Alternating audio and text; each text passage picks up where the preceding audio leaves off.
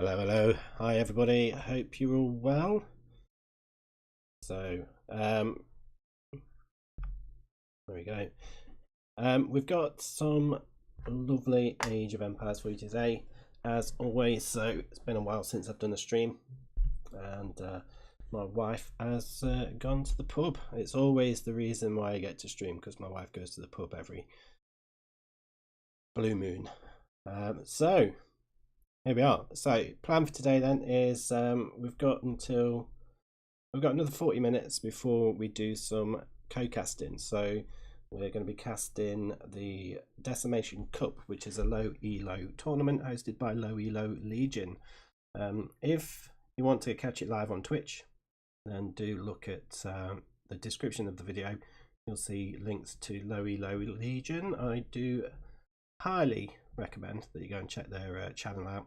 It's one of the few channels that I like to watch semi-regularly. I don't really watch Twitch much, but yeah, do go on there and check them out. I've also got their Discord link, so if you want to be taking part in any future Decimation Cup games or tournaments, then that's the place to be.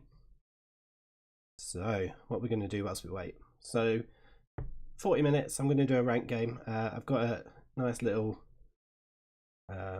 Romans build order. Hi Jimmy, how you doing? Nice little Romans build order I've been playing around with. It's pretty much the same as the kind of Persians thing, but rather than going for monks, I've been going for Scorpion spam, which is very, very effective. So we'll dive in, we'll have a look at that. Now, there's no pressure on me in this first game of the day, and if I win, I've got a personal best elo. So no pressure, and the fact that I'm streaming. So if I do go pretty quiet, it's because I'm really trying to get that personal best, and I'm also trying to get over that 1600 mark. I've been chipping away at it for a year, so we'll see whether we can do that. I don't think we'll do that today. We'll probably only have time for one game before we dive in and do the casting. I'm having some technical issues. I've only got one screen, so my phone's kind of being a bit temperamental. I'm trying to get on with my phone so I can see the chat, but my phone keeps freezing, which is annoying. Is my cam on? No mate, nah, we've just got blackness, I'm afraid.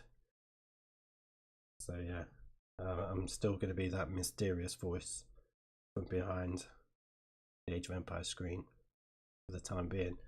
But yeah, I've been just trying to get my phone to work so I can see the chat when I actually start playing the game, and then we'll kind of dive in after that. But yeah, we've got this Low Elo Cup, Decimation Cup.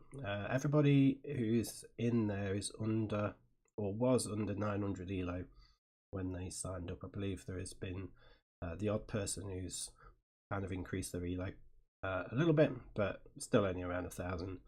So yeah, under 900 Elo is what we're looking at with this cup. I think the people who are playing today that we're casting are around 800. So there's probably quite a few people who watch the Morley Games channel who are of a similar sort of Elo. So you know, it might be quite interesting for you to watch. As I say, I'm just the co-caster. The head honcho, Low Elo Legion, will be the main caster. When was I under 900 Elo? I never actually have been in DE, but I have played HD for probably about 3 years prior to DE coming out. So yeah, I think probably the equivalent of that in HD was probably when I first started playing 1v1s, if I'm honest, because I did a lot of team games before then and started learning build orders and stuff. Born Pro, absolutely. Hi Code War Poet. So thinking about your last upload, how do you feel about going to stone and getting towers up when they turtle? That is potentially a good idea. Yeah, yeah, could be quite a good idea. I mean, the whole point of kind of having the monks there was to try and stop them from walling up, but it just didn't work. I don't think I was fast enough, maybe, I don't know. And then as soon as he got up into Castle Age himself, and he just spammed monks, which made it difficult for me to get in. Otherwise I'd just lose half my army. But yeah, it's quite a frustrating game, that one. It was a tough game and I enjoyed it, but yeah, quite a hard one. Just couldn't break through his walls. So I will get into the ranked queue in a minute. I'm just, as I say, trying to sort out my technical problems with my phone so I can actually see chat. And then we'll dive in. There we go. Kind of got it working. We'll see whether my phone buggers up. Right, we're there now. What's my elo? My elo currently is 1567, I want to say.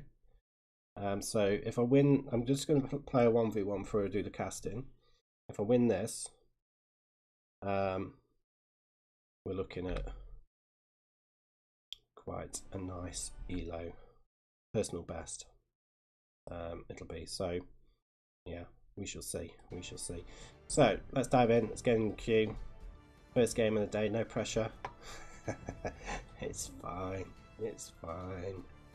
Yeah, let's have a look. What am I? 1561. Yeah. Oh no, I won't get personal best. It's fine. Let's relieve the pressure. I'll be about 5 away from a personal best if I win this one. Personal best is 1581. So yeah, 20 away. So it looks as though I need three more wins to get over that 1600 mark, which is my ultimate goal at the moment.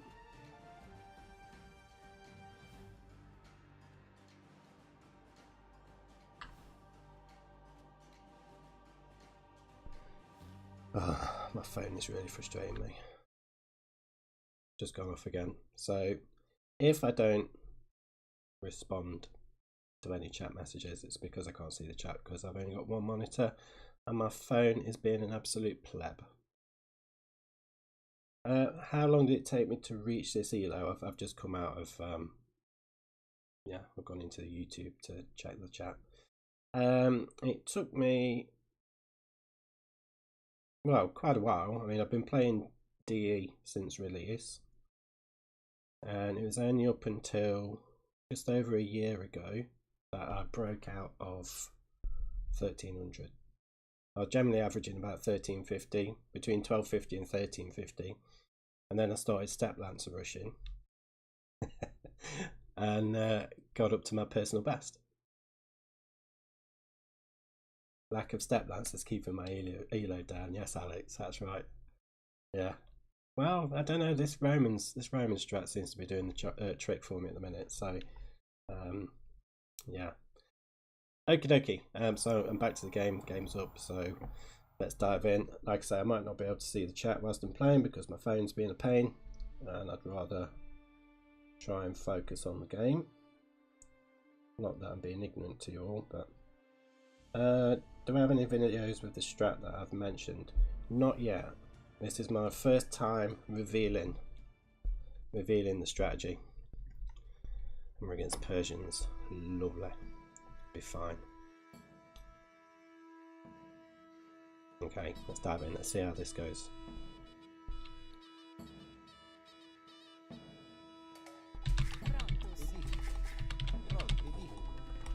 Potentially not very well, but we shall see.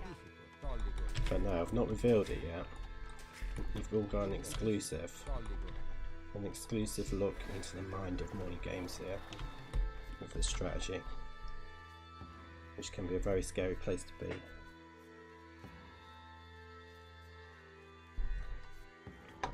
Oh, I didn't think that one had collected. That's fine. Okay, got some sheep at the back. I'll leave those there for now.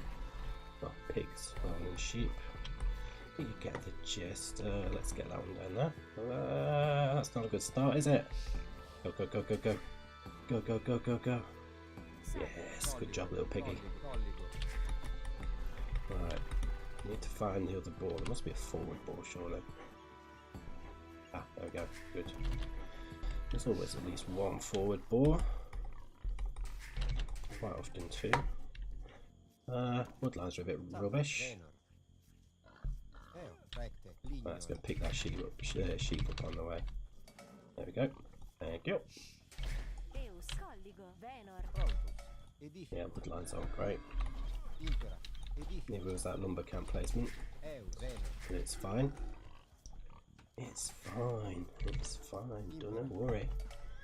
Don't worry. Right, here we go. Cool. Found my deer. Hello, deer. Right. Go, go, go, go, go. Let's push this deer in.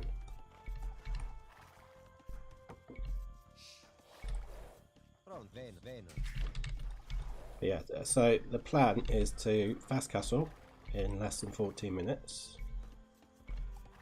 Go for some night openings.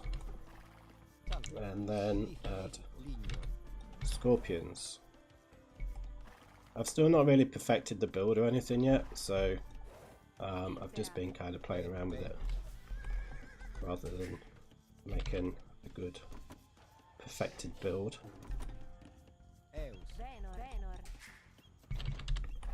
So it's still a little bit off maybe, but hopefully it should be fine. Enough for that, there we go. Phew. Yeah, forward bears, rubbish woodlines. So, good job I'm not really walling up because, well, no, I probably could do with walls really. That was a bit of a incorrect argument. There we go, right, let's get this next deer in. So we're going to go 5 on berries. And then when we're on the way up to feudal, I shall move another villager from the TC food over to the berries just to make sure we've got the enough food that we need.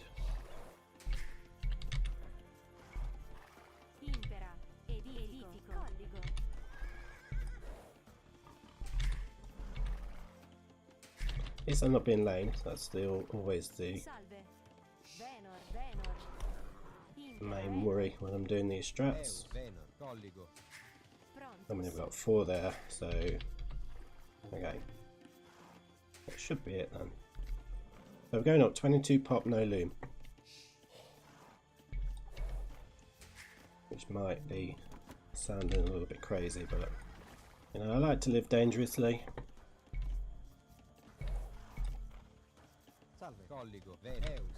So that's what we're going to do. And hopefully I can get this game finished by the time I'm required to do some casting. Be a bit annoying if not, won't it?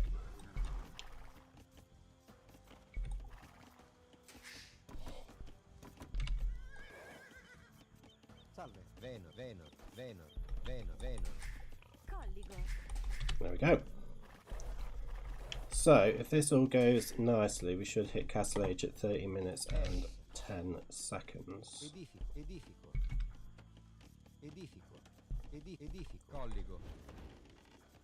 So if we can get around about that time, that'd be good.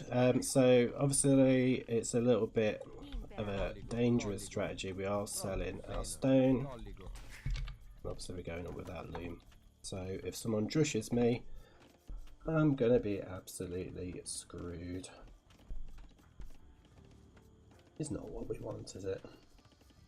Alright, I can see the chat, so that's all good. It's all good.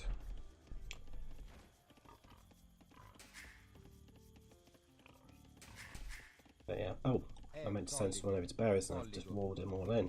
Oh well. Go, go, go, go, go. Go, go, go. There we go, that's fine.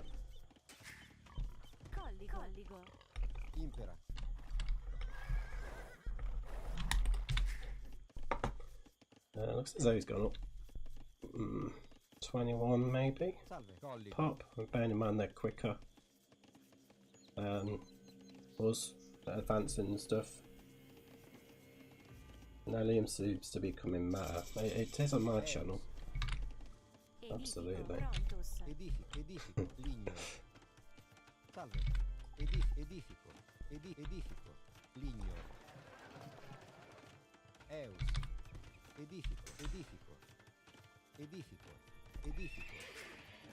Okay. Should be good to go.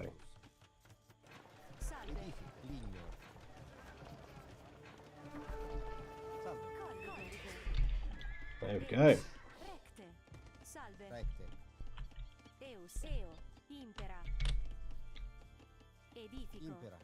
Alright.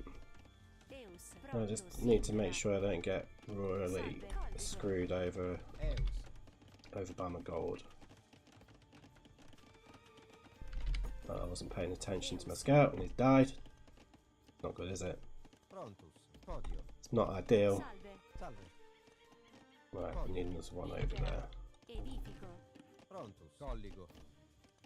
What's they going for? What's his plan? Archers, right, that's fine. That's fine. We've only got one archer at the moment.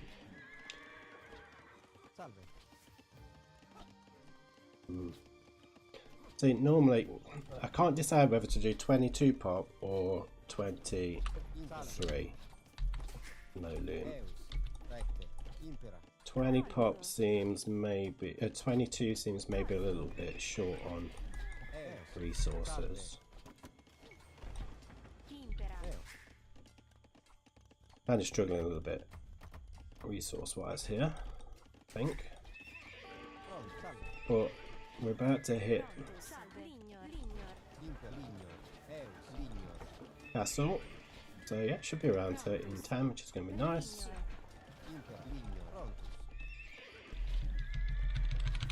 1 second out of time, perfect almost.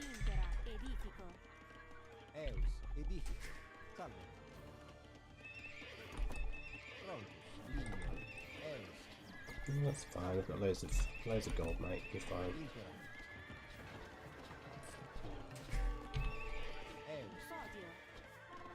Until I've just did that. Ah, pathing, good lord. That's fine.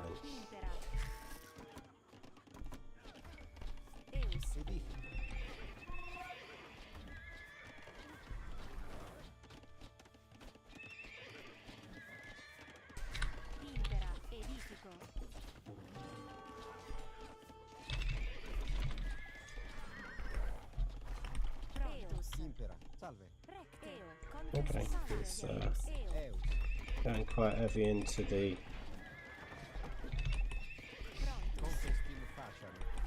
Oh, he's just screwed himself over with that. Gotta keep an eye on him, buddy.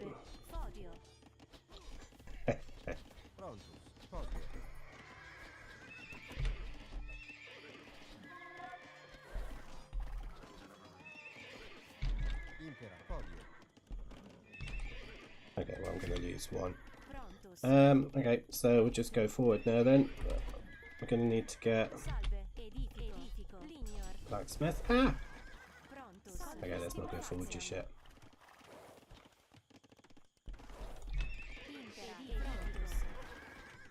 Oh, he's being a bit relentless with these buggers. Sold the wrong thing there.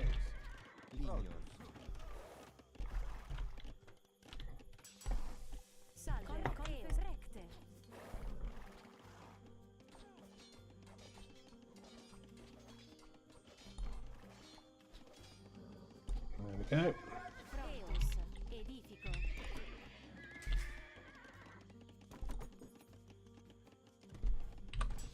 Right, let's send those over to wood. And we're going to get the siege workshop just around here. So obviously he's delayed me quite a bit, which has not been overly helpful. but it's fine. Get the workshop down.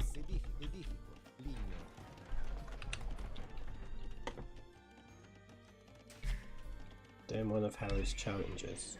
Sorry, I've not been able to see the rest of that. Squeaky bum time here at the moment. Right, should we go for...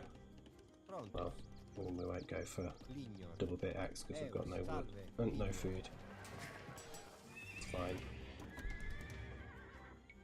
Let's start getting those bad boys out. Need to find a way in, or decide where I'm going to go in. Definitely need to get some wood. Food, even. Oh, yeah, there we go. There we go. Start harassing the wood line. There we go. Where's he going? Oh, there's a hole! There's a hole!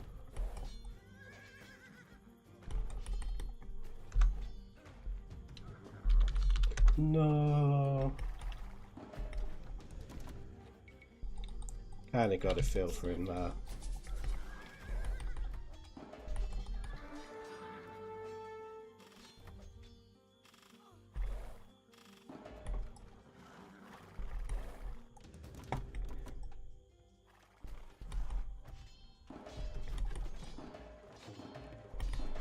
Oh, my mouse is playing fucking silly buggers.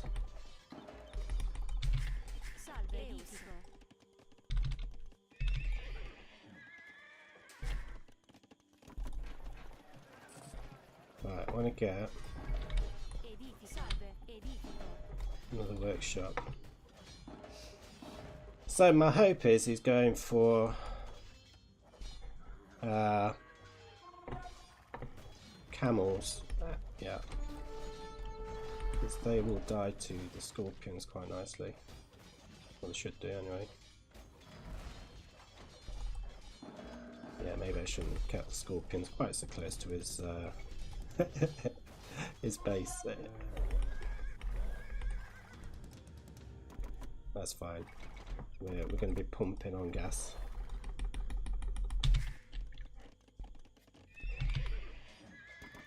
Let's keep those guys coming down.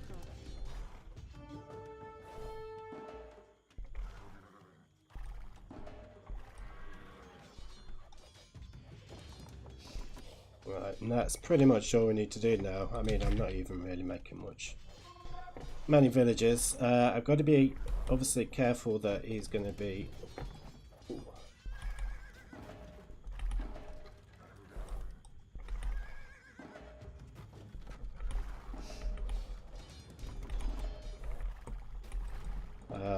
probably making another TC. I would have thought, but maybe it's not. I mean, there's not really much point in making TCs when you've got scorpions being spammed into your base, I suppose.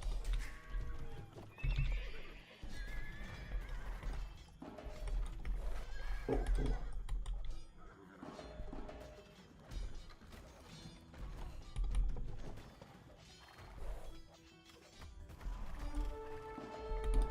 There we go. So, despite the little squeaky bum moment earlier on, we're doing what needs to be done.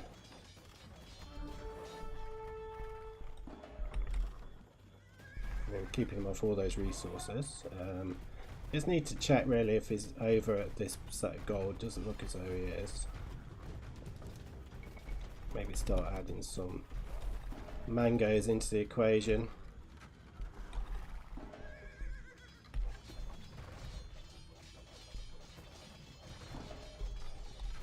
Get rid of that.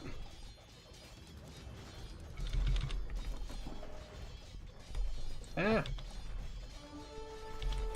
Mouse wasn't working.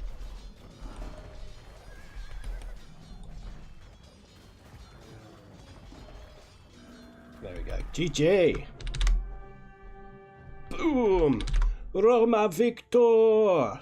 Roma Victor! Sorry for wasting your time. You won't, mate.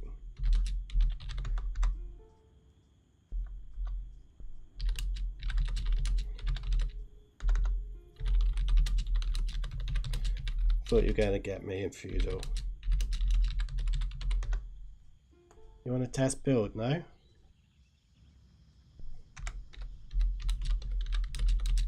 I'm live on YouTube. There we go. Good job, guys. Happy with that.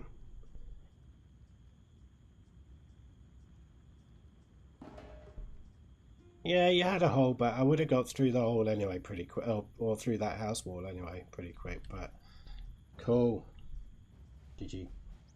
Was GG about to say that you had him? Yeah. Yes. Hey, Cast of Empires is here, the most amazing caster in Age of Empires 2. My favourite caster. I'm one of those little lurkers that don't really comment or anything, but always speak highly of Cast of Empires. So if you don't know Cast of Empires, do go and check out his YouTube channel. It's amazing, up and coming caster.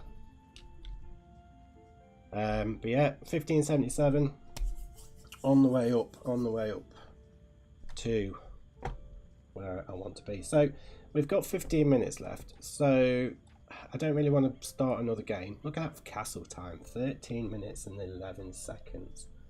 Boom.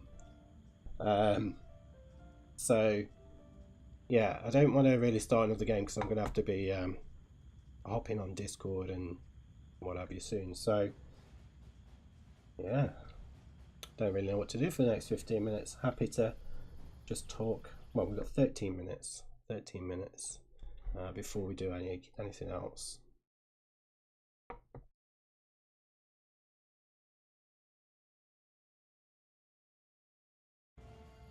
Could potentially watch that game back, maybe. Let's have a little watch back of that game. Why not? Why not?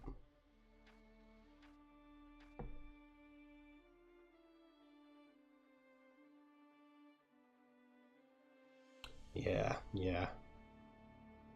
I think I need to get my mouse on charge because I was trying to get my mouse cursor to the scorpions and it just wasn't moving much.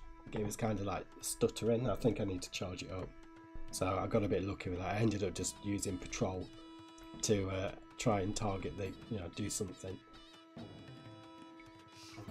So yeah, I'd be quite interested to see what his village count was like and whatever.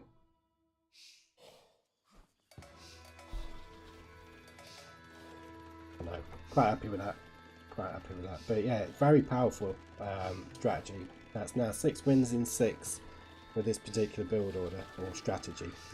Not the exact build order. Sometimes I go an extra villager on berries and do a 1335 castle age rather than 1310. I think 1310 is probably better because I mean you saw how quickly it was in my base and causing me issues. I think if I was one villager later, it would have really caused me some problems. So maybe the faster up time is bad. I don't think I could do it any faster than that. So I kind of want to fast forward to where it got interesting. So I'm on my way to Castle Age at this point.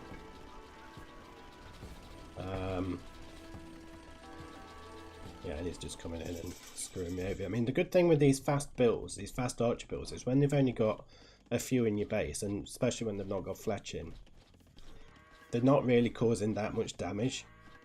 They're just kind of little pinpricks. I mean, I don't think I lost. Did I lose any villagers? Maybe this one. No, I managed to save that one. So yeah, I don't know if I actually lost any villagers to his aggression. I can't remember.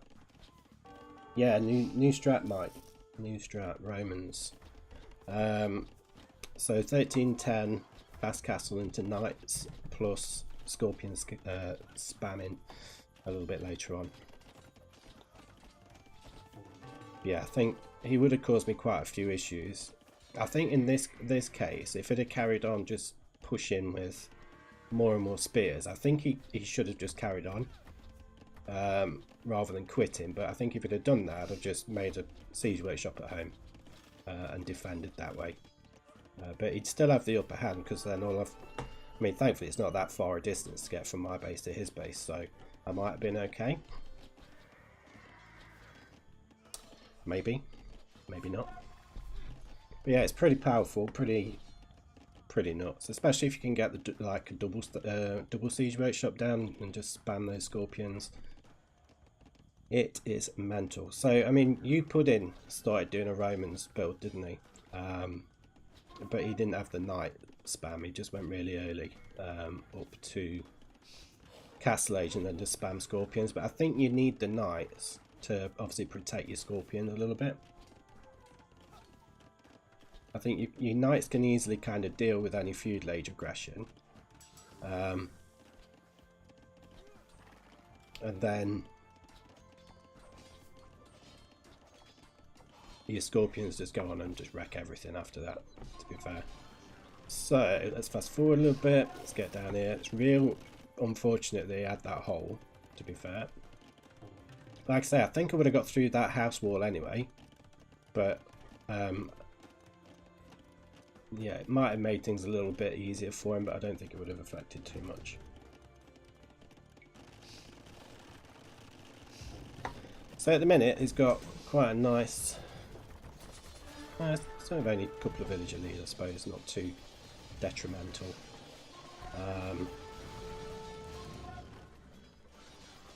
But just looking at his point of view, actually, let's see what he's like for resources. So he's got a decent amount of resources, producing what he can produce from both stables. There we go, he is doing now. But I think just keeping him off of gold kind of messed him up a little bit, because he's not really got.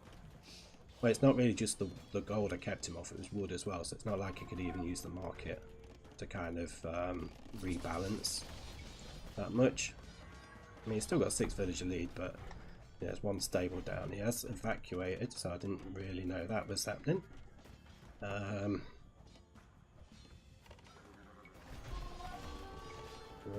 think he just ran out of resources, essentially. I think that's the only reason he quit. If we're looking, this is pretty much where the GG was. Almost, once those camels come in. And this is where my mouse was playing up. Try patrolling the knights and they just attack the mining camp again. Yeah, I mean, he's still got a villager lead. He may have been a little bit premature in resigning, but yeah, I think he was under a lot of pressure. No army to really do anything. But the thing is, and I can tell you this now, if he'd have carried on, because he's moved, I mean, I did have a feeling he would have been over there. I think I said during the stream I need to go and check if he's over there. I think if he just carried on playing, he'd have been fine. I mean, obviously he's got no food eco, I suppose, because they're being harassed, so it would mean struggling to maintain camel production. But like I say, the camels will just get wrecked. He could have just switched to knights though, or mixed in knights with camels, or he could have just got siege work shot down. Although, has he got? He's not even got blacksmith, has he? Cool. Anyway, there we go.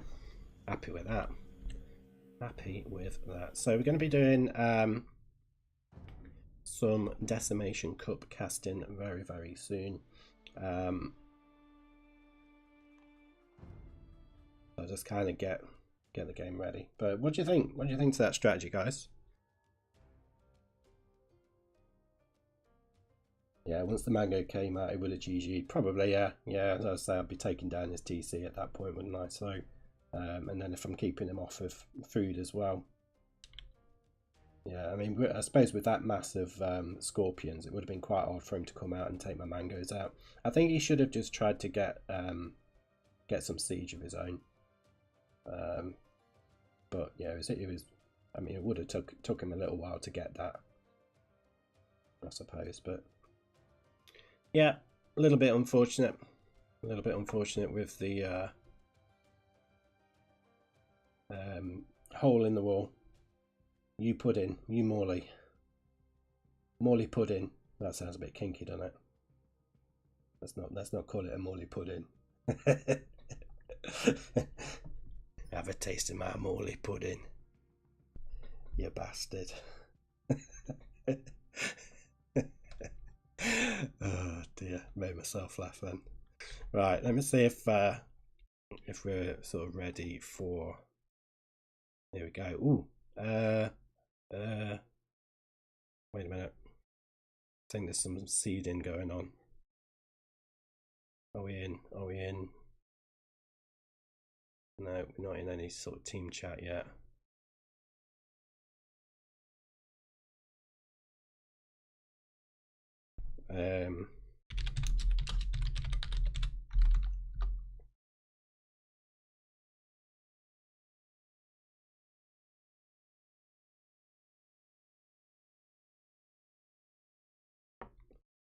So I've not had any notifications pop up on Discord. I must have turned them off.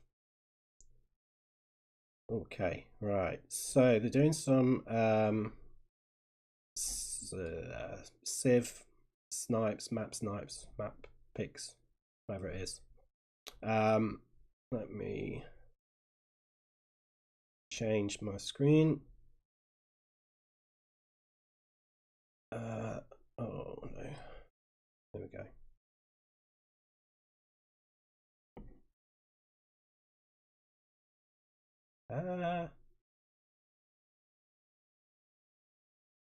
Right. Okay, hopefully you can see this. So, Decimation Cup. We've got Kegel versus Archduke Tans, and we're looking at certain maps. If I'm honest, I don't know anything about the rules. I've just been invited to cast the games. I should have done my homework really, but they've got a map called Spiral and one called Paititi. Don't know what that is. And the banned Glade, which looks a bit like Enclosed, and Nomad Hill has been banned. Got New England, a bit of a water map, not familiar with that. And then Z-Wall, not familiar with that really either. Although I think I've seen Z-Wall somewhere before, but is it a Hidden Cup? It's not a Hidden Cup map, is it? Not sure. Anyway, in terms of Civs then, for Kegel we've got Georgians, Teutons, Spanish and Saracens. It's a best of 3, and he has banned, or they have banned, Mongols and Persians. It looks as though they've got a random one there for Byzantines, random snipe, and for the other player we've got Cumans, Vikings, Lithuanians and Mayans, and we've got Hindustanis and Ethiopians banned for them, and obviously Sicilians were sniped from that particular player as well. So the wall was just in Cartographers recently. I thought I'd kind of recognize it somewhere. So let me see. 4 more minutes, last adjustment. You only stream on YouTube. Yeah, so I'm just checking in Discord with Low Elo Legion. Yeah.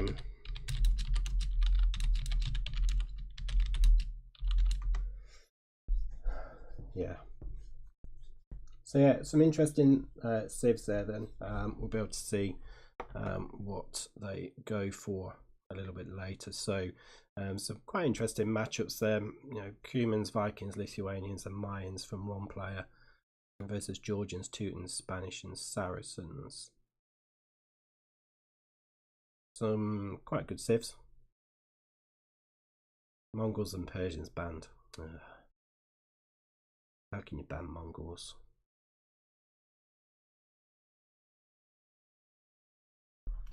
Was in the most recent TTL, was it? I don't really watch the pro tournaments that much, if I'm honest. I liked NEC. I like to watch NEC, but obviously that's been and gone now, isn't it? We're not getting any more of those.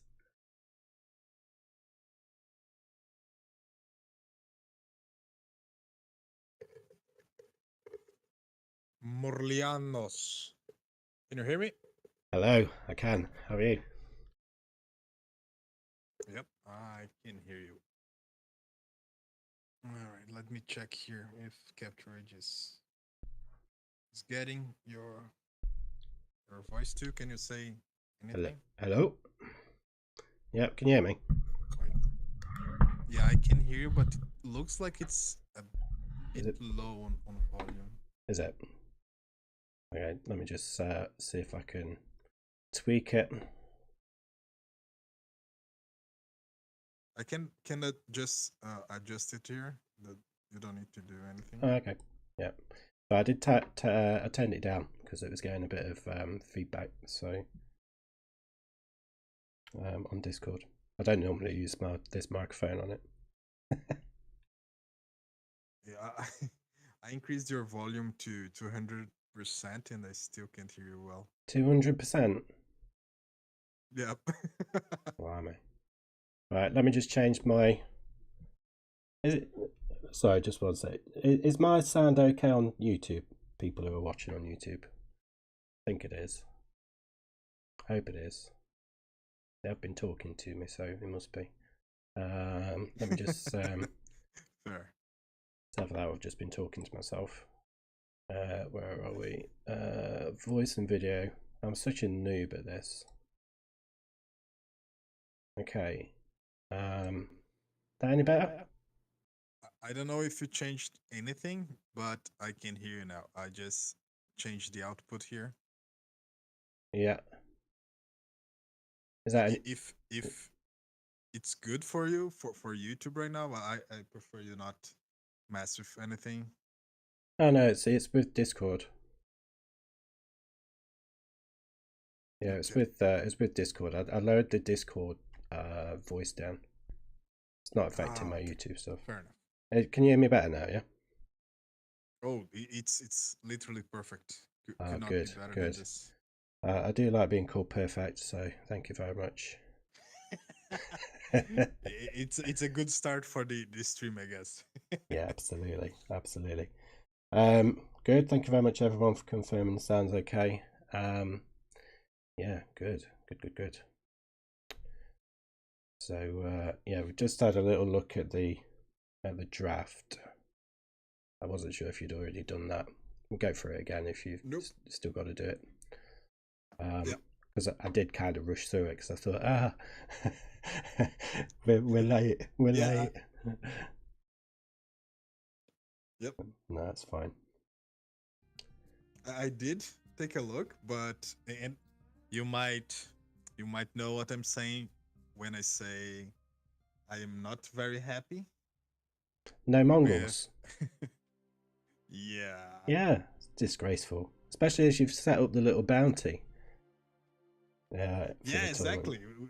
We have the bounty for that. Come on, guys. Yeah. So for everyone in my YouTube, Low Elo Legion have set up a little. They have little bounties, so little extra challenges to do whilst you're doing your sets. And one of them was to win. What was it? Play 3 Morley rushes. Is that right? I think it is. And they get an extra. They get a little extra prize. Cash prize for doing it. There you go. The Mongol exception. Win 3 games, can be separate sets using the Morley Rush by Morolianos Gamineas. Prize $5 to the winner and $10 to the prize pool. Yeah. There is a catch though. You can double your prize if you trash talk during any of these games. We want some drama here. Excellent. Well, hopefully we've got a trashy game there, full of pure trash talk. That'd be amazing. Give us something to have a little giggle about. But yeah. All right, I'm going to unmute us here on the other stream, on the Twitch stream. I'll keep quiet and do my usual presentation. Good? Sounds good. Let's do it. Welcome, ladies and gentlemen, to another Low Elo Clash at the AOE2 Arena. Today we have, well, I trained to say this guy's name, so let's see if it goes well. We have Archduke 10's 3010, there we go, against Kegel and the Decimation Cup Group F. But this is not everything I have for you guys today. We have here the one the man that created the best strategy in the whole game. And if you say something different than that, chat, we might have to talk later. We have Morley Games right here. How Oh, are you hello. doing? Hello. Yes, I'm good, mate. Thank you very much. How are you? I'm ecstatic because I really I only got to 1K Elo because of your Morley Rush, and to this day I am 13 wins and one loss with that strategy on the ranked ladder. So Boom. yeah, I'm Morley Rush is I'm feeling OP. it is instead of trying to nerf these civilizations, they should perhaps just nerf you, I think, because Well, the especially stress now we've got that the Romans up the sleeve. oh my god, I can't wait. I actually, to be honest, I did take a look at a few of your recordings with that strategy, Yeah. and that one, the my 11 minutes nights. Oh my god, this is so stupid. This is so stupid. Oh boy. Okay. So enough of that. I think we should go take a look at the drafts because if you are on YouTube, you already know how the drafts went. So let's start with the maps. And here they are. All right, so we have a total of 9 maps per round. The total map pool is 15 maps. Each round, 9 of them are chosen to become the map pool for that round. Then players ban one map, choose two each. Then random, the software itself chooses the neutral map as random. So let's see how it goes. Oh my god, that was fast. Okay, so we got Nomad Hill and Glade banned by both Kegel and Archduke. We got Paititi and New England. So Paititi is one of my favorite maps of this whole tournament. The only one that I like even more, it's Glade. Let's see if we do see Glade here. We got Spyro from Archduke, so interesting choices. Interesting choices. Do you think? Oh, we got Seawall from Kegel and Inundation. Oh, they're going to start on Nomad. Okay. Oh boy. So, little, very quick explanation here about the how how it all works. If you lose your first game, you can choose between any of the two you have still in your as your home map. Since this is a play of 3 and not a best of 3, it means you might end up playing on both your home maps, right? So Inundation is a disgusting map. Elendil, go take that to Mike. It's not my problem. He chose this map. It's not my problem. But I agree. All right, we have Z-Wall, very defensive game, probably going to Imperial if we ever get to that map. Inundation, I don't know. I'm yet to see these guys plays. Is the first time they are playing. But yeah, Paititi is kind of open. It's easy to wall, but if you stay inside your walls, you're going to be destroyed because there's a lot of resources outside, not much inside. Spiral, very good map. It's a map from NAC 5, so yeah, most people know it.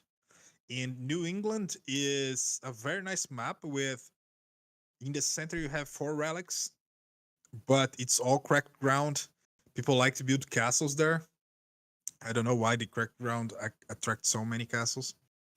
And then there's fish. So are the low wheelers going to fish? More in your experience?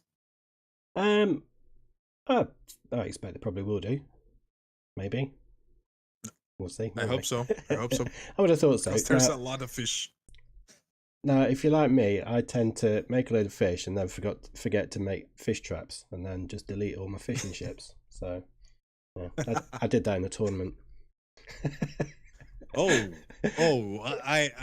I hope it went well for you in the end, but no, it did. oof. No. Fair enough. Fair enough. Yesterday we had a very interesting thing happening in.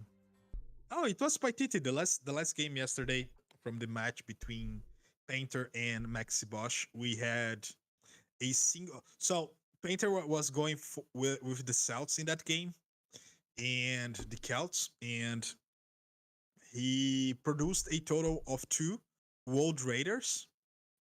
Okay, one of them went all over the map to find the single dock that was ever constructed in this map in the whole tournament. Okay. Okay. And that lonely World Raider destroyed the dock by himself inside the enemy base, and he remained there until the end of the game. I really wish that was a bounty because that was amazing. Excellent. Well, I'm looking forward to seeing more shenanigans like that. Let's hope so. So let's take a look at the civilizations then. And we have the first ban for Kegel, or I think that's how you pronounce it. We have Kegel with 1 ban, then fuck. Really? Yeah, to be honest, I was already crying before we started the stream because I actually saw that happening. Disappointed. So, yeah, Disappointed. That wasn't very nice. No, it's I can't believe it. All right, Ferdinand goes for the. Oh, come on! They're banning my favorite civilizations. What's next? Khmer? The Romans? Ooh, what does guys have against me? Come on. So we have Ethiopians and Mongols banned. Ferdinand has the second ban still. Then Kegel, he goes for Hindustan. Okay. I don't like them anyway. Kegel goes for the next ban. Yeah, I don't care about those guys. Yeah. Kegel has. Oh, look at that! We have human in the chat. Oh, so long, my friend. It's good to see you here. It's been so long. We got the Persian ban. Oh, interesting. Kegel has the first choice. Then Ferdinand goes for 2 in a row, and they alternate until the end, until the snipes. Yeah, Georgian is a good choice actually. I like the Georgians for what we have here, especially PyTT, because you can move the cart around and go for the different pockets of resources. Yeah, so very definitely. nice choice in my opinion. And Manaspas, I know they have their little bugs sorted out, but they're still a very strong unit if you're playing cavalry. But did you see that the bug actually is still there in a minor version? Is it? I didn't know that. Yep, it's not the same as before, but there's still a minor error in calculation. Right. Did not know that. Human says he came to watch the Mongols get banned, just like Decimation Cup 1. Yep, he did, as usual. Yesterday it was sniped as well, so yeah, I think people have something against me. See, this is why I do silly strats with other civs. Exactly. Because my main one always gets banned. We need those other ones. Come on, work faster. Just 2 more civilizations. I need more, Mr. Morley. We need more. So Cumans, Vikings, Lithuanians, and Sicilians for Verditan. And Georgians, Byzantines, Teutons, Spanish for Kegel. Mayans, okay, nice choice. Maybe he banned the Ethiopians because he doesn't like to face them in a archer versus archer. So if they do go and make some fishing ships and they do have a bit of water play, which civs do we think we picked on New England for both these players then? So for Ferdy, I would go for Vikings since the Sicilians just got sniped. Yeah. And maybe even Lithuanians, right? Because you have that extra food at the start, you can go crazy on wood if you want.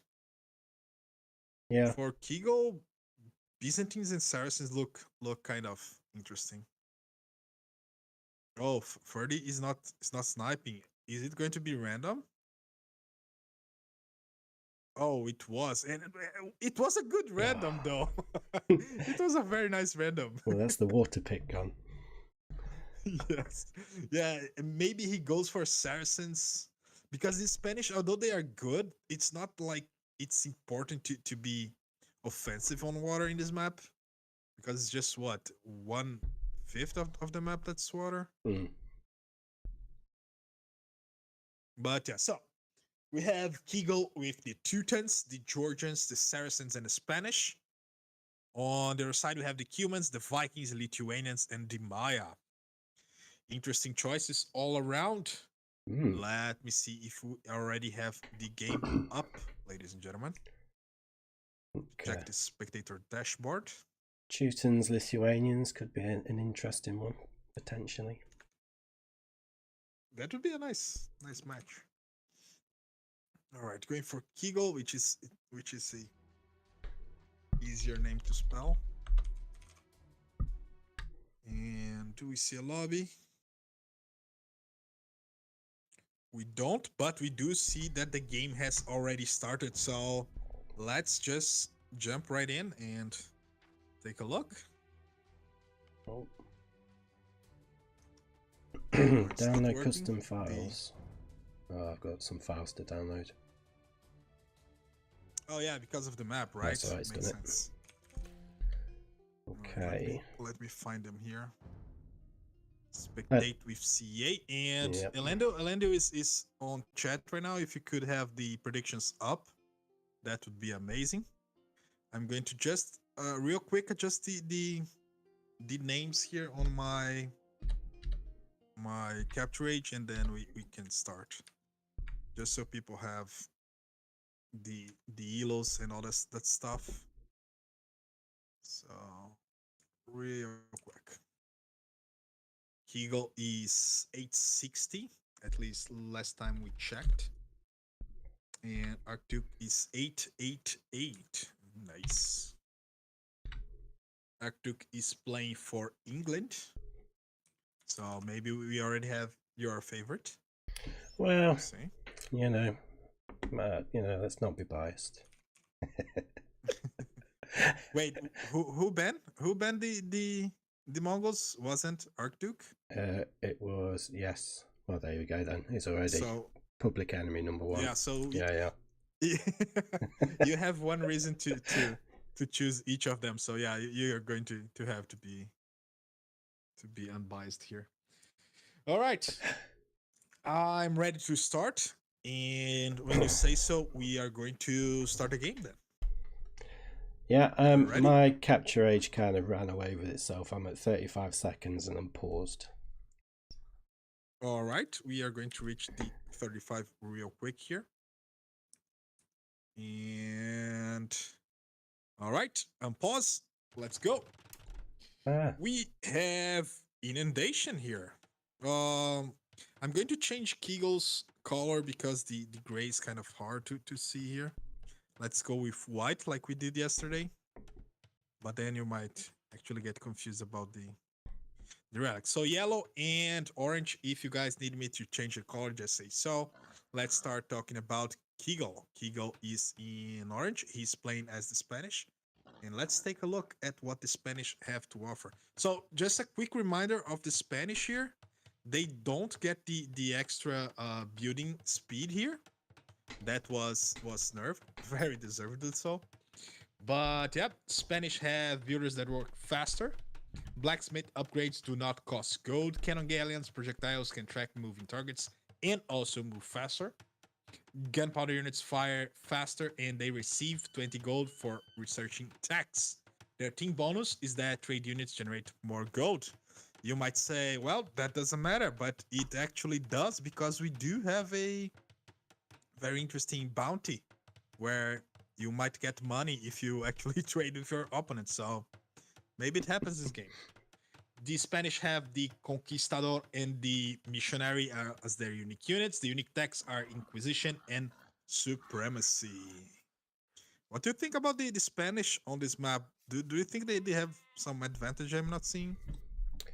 I think they could cause a lot of problems with Conquistadors. I think maybe that's why he's chosen the spot near the stone. Maybe he wants to try and get some Conquistadors down pretty quickly when he gets up into the Castle Age. Maybe not. That's very fair. But certainly I think they could cause some issues to the human player. But no, they're always And quite a speaking strong civ, I think. of the Cumans have the Keep Check as their unique unit. They also have the ability to construct a second TC in Feudal Age. That TC takes a little bit longer than you're used to when it comes to building TCs. Archer ranges and stable cost less wood. Siege Workshop and Battering Ram are available 1 age earlier, and the Captain Ram upgrade also 1 age earlier. Mounted units move 5% faster, starting in Feudal, going up progressively as you age up. Their team bonus, Palisade Walls, have extra hit points.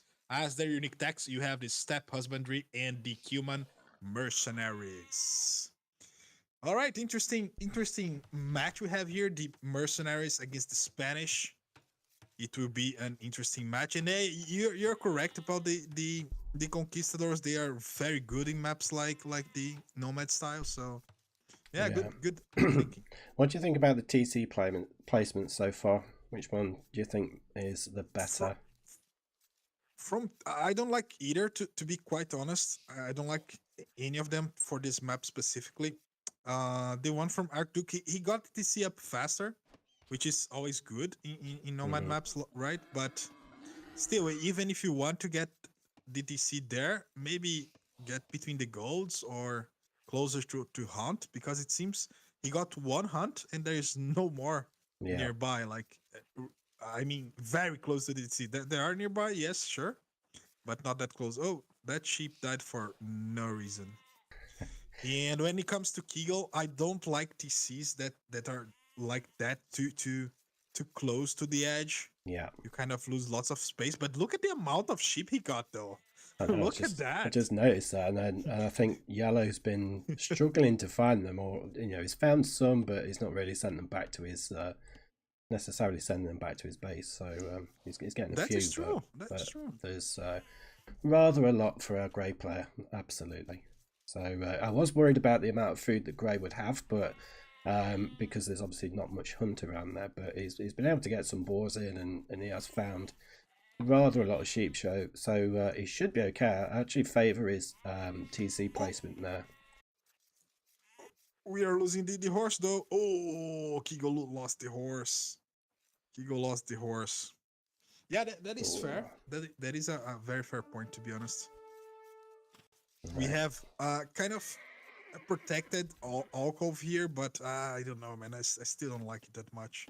Yeah, I mean, it has access to wood.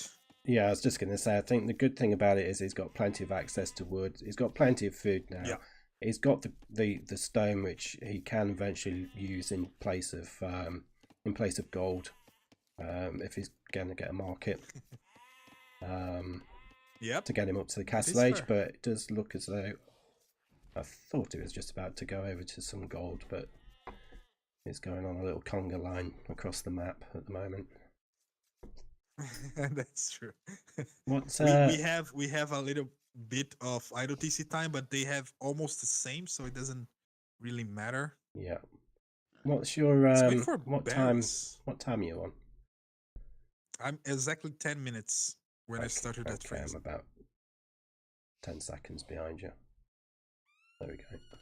So I see Tom Snuffles in the chat. Fancy display, man. Thank you very much, Tom. I'm missing your castings, by the way. I like when you cast the tournament games. You should do something together some of these days. Bardock says that TC hit something. I'm shocked. Yeah, do you believe it? And it was right below the TC. Those scouts are getting away with too much these days. Definitely, absolutely. Especially with all the team sheep sniping that's going off now because of it. Yeah. Yeah, a little bit more. Where's that girl going? A little bit more idle time for our yellow player there. Oh. Starting to creep up. Oh, that's true. Kigo doesn't want to be left behind, and now he's idling his TC as well. There you go. Still almost a villager advantage to Kigo at this point. So we kind of lost that advantage of getting the TC earlier, but Such is this game. Too much to pay attention all the time. It happens. It happens. We have the first click up at 22 for the Cuman player, which is a good number of villagers to go up. He's probably going for the second TC, of course.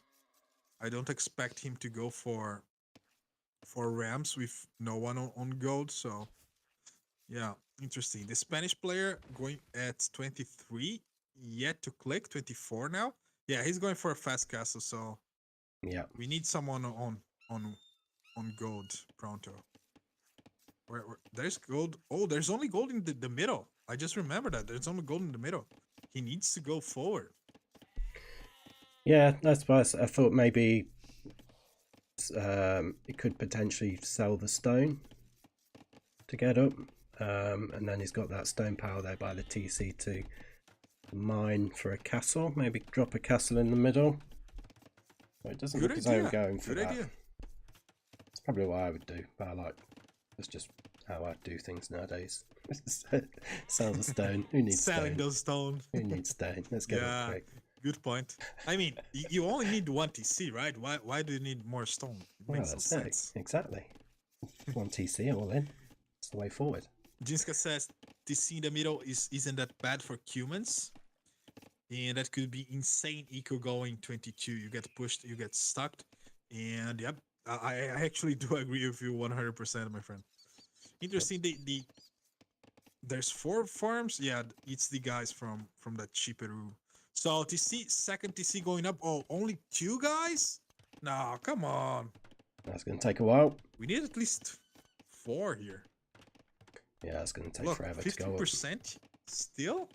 It's going to take a whole life to get this up. Come on. We need more. I think Grey will get the castle age by the time that goes up. Yeah. about the same time. Oh no. Oh no. Okay, so I think now everyone is coming.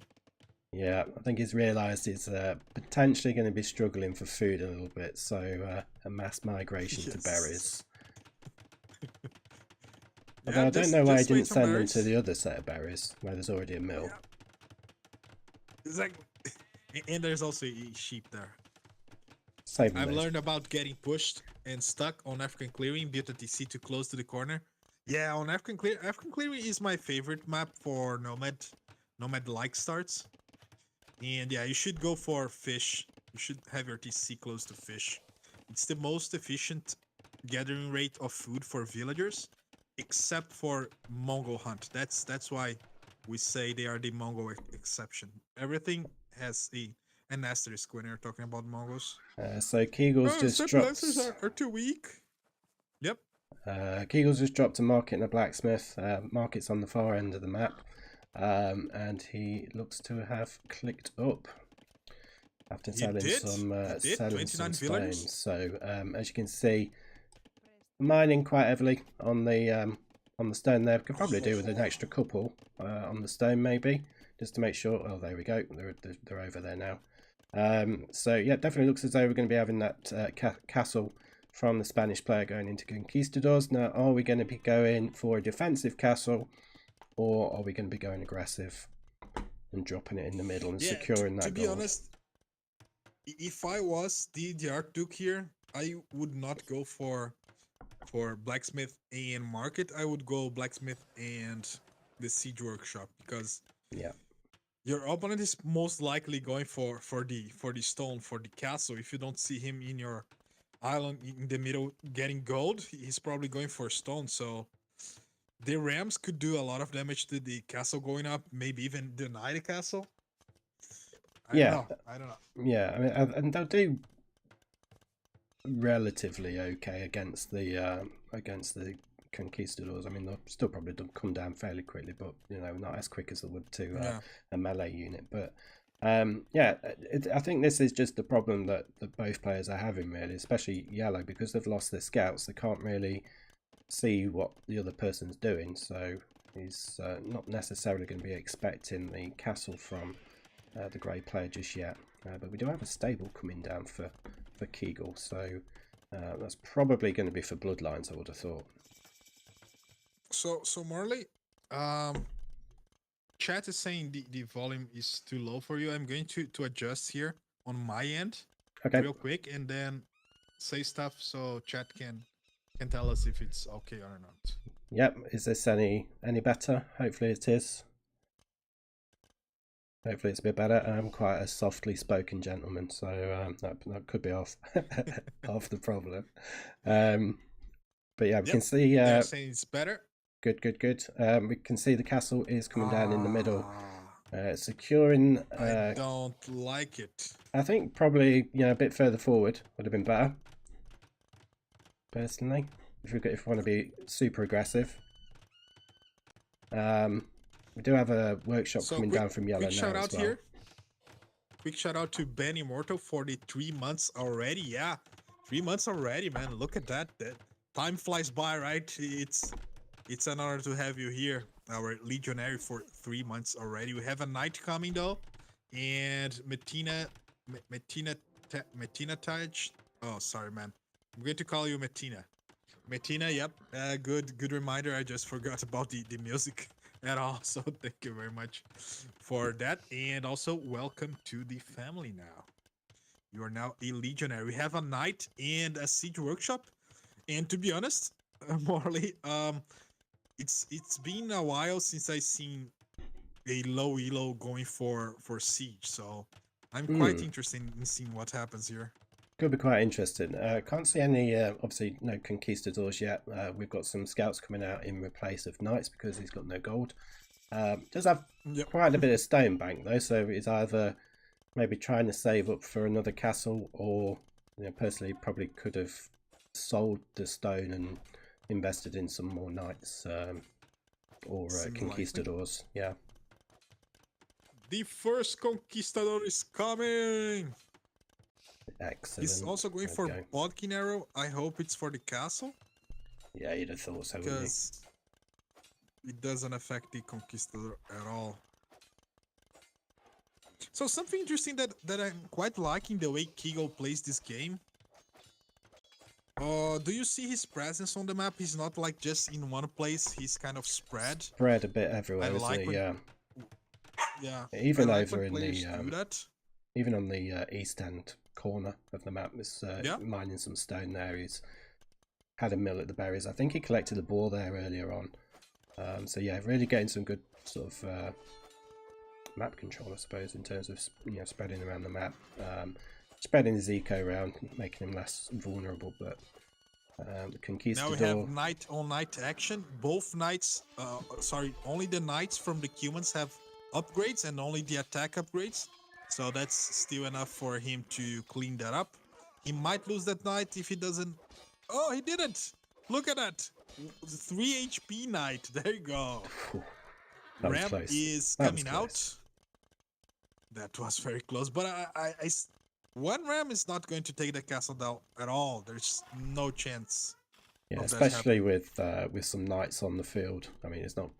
Yeah, he's got one at the moment, but I think those conquistadors could do coming out and supporting his one knight that he's got. Got a scorpion. Don't know whether they'll be doing much. The amount of people on gold, though, that's interesting to say the least. 24 on gold. Yes. Well, I don't know if it's because you're here, you're the co-caster today, but it started raining right now, and it's heavy rain. Yeah, a lot of rain. I feel like I'm in England right now. I'm bringing British weather to the stream. Absolutely. There you go. Chat, is it raining for you guys? If it's not, we need to make something happen here. So Orange doesn't have enough gold, and yellow has too much. Yeah, that seems to be the east end side of the map. We've had a castle come down from Kegel, and yellow is sending over 4 villagers to make a town centre, and they have ran straight into the castle. They're still going. they've hardly taken any damage. Oh, the one's gone down. No. One's gone down. No. 2, 3, That's so 4. close. Disappointing. But huge villager lead. -10 Celsius. Oof. -10. Oh, that's true. Holy crap. That's true. It's a huge How can Kigo needs to do so much damage? Even with 2 TCs up, he's going for the third. No, he's not. That is the yellow's TC. Damn, I don't know, man. I think even with the castle drop like in yellow's face could give him a good advantage, but this passive play here is not good against the humans. It's never a good idea to let the humans boom. Absolutely. I think definitely needed to be a little bit more aggressive with that forward castle and the siege workshop. But we'll see what happens. We'll see what happens. But I think, you know, I can foresee the Cumin boom just getting a little bit too much for him a bit later on in the game, especially as he's starting to mat up quite a nice little army now. We've got plenty of knights on the field. We've got the odd little camel there. And we've got quite a few rams, cap rams just coming in as well. So we've got 4 with a 5th ram on the way. Yeah. And Kegel says... Yep, go ahead. Kegel not really got much of an army to counter what's coming its way. So I don't think that castle in the middle is going to be lasting long. But he is spreading out nicely with TCs along the top of the map. So we'll see if he can try and catch up. Says that he's in England and it's not raining, so maybe you just brought rain to me specifically. Now I understand. It is a rare occurrence that it doesn't rain, but no, it's not actually raining. If you don't like me, just say so, man. You don't need to send these strange messages. Well, I'm not trying to rain on your parade. Or anything. Yes, literally. Stay also says that he's 1.1k and allergic to making Castle Age Siege. Oh, all those villages going down this that comment. That castle's not going to last long. That comment. And even with the conquistadors inside, I think Kigo might look at the score and start to panic when the castle goes down. And there you go. He's now 700 score below his opponent. He's quite behind in villages. He cannot see that, but I mean, you should imagine, right? You are playing the humans. Yeah, literally got half the economy that yellow's got now. I don't really foresee there being too much of a way back in, especially with only 13 on food at the moment. But then again, he has got such a small eco. The idle TC time just flying up. It's gonna be quite hard for him. Hey, we have Albi here. Albi, is it raining in Italy right now? Just out of curiosity. New TC coming up, the third TC. Now, I think now he realizes that other TC did not go up. Yeah. Because he's going for the TC. Kind of on wood, kind of on stone, kind of on those sheep, but not really. There are some knights from Kegel down there by that third TC as well. If he manages to remember that they're there and come and snipe that one villager making the TC, that could be quite an interesting little development. But yeah, Kegel, not Kegel, Archduke just starting to move forward with the cap rams, knights, and his little camel there. Going to go and pressure the main base there. So still only 8 army from Kegel. As I say, 3 of the knights are there hiding in the bushes. So there's not really much back home there to defend with. He does have quite a few pikemen in the barracks there, but certainly not going to be enough to do anything to this. Are going to go down so easily. Absolutely. Look, that TC is not going to last long. No, it's not. We might actually see the GG real soon. Yeah, especially if all that eco goes. I mean, that's 19 villages out of 35 there. So if they just if they go down in front of the rams, but there's no way that the sea holds. The sea is down. The pikes are there though. The knights are still attacking. The knights are kind of moving away instead of fighting. Oh, they're going to die. If he doesn't fight, he's going to die there. Get away or yeah. Well, he just lost most of his army. Ouch. He's going to lose the rest now. I was not expecting that. I thought the I thought the knights Oh there boy. would have just cleaned up, but he's going to lose all of his rams as well, which is going to be really, really Yeah. costly. But there are some more knights and camels coming in, quite a few flooding in now. So hopefully he can try and at least take those pikemen down and rescue those couple of rams he's got left. But I don't think he's... oh, yep, he has been able to do it. That's a lot of villagers for the picking here. We have 7, 2 already dead. Absolutely. And Kigo's not reacting. It's most of his eco, to be honest. Yep. So he's going to be really struggling. Do we think the GG is going to come in? Now. Or do we think... Yeah, it has to. It has to, right? He has less villagers than when he clicked up to feudal. He does. It's over. 19 it's bills over. versus 87. There's only one way this is going, absolutely. But it's going to keep on playing for the time being. Maybe those few pikemen there can cause a few issues, but no, they go down quite easily as well. We have a castle coming up eventually. Where are the villagers? Oh, there you go. Coming up in the middle, just to the deer, if he could please move. Thank you very much. Oh, the villagers are kind of in the way of the deer that's in the way of the castle. Yeah, but you have your whole base being raised here. There's I mean, it's over, man. It's over. Yeah, there's not much you can do from this. It makes you wonder whether he thinks because he's got that little bit of a forward base on the east end side of the map, maybe he thinks that's a good place to maybe launch a counter attack from, but can't really make a counter attack if you've not got an economy.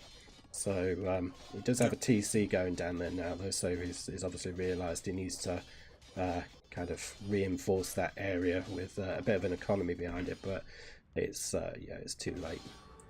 It's too late. Marley, he has 17 views right now. Oh, he called it GG. He called it GG. GG, well played indeed. An 80 villager lead for Archduke. Excellent. Yeah, he got extra score in economy and military, and very good advantage here. 77-7 to Kegel.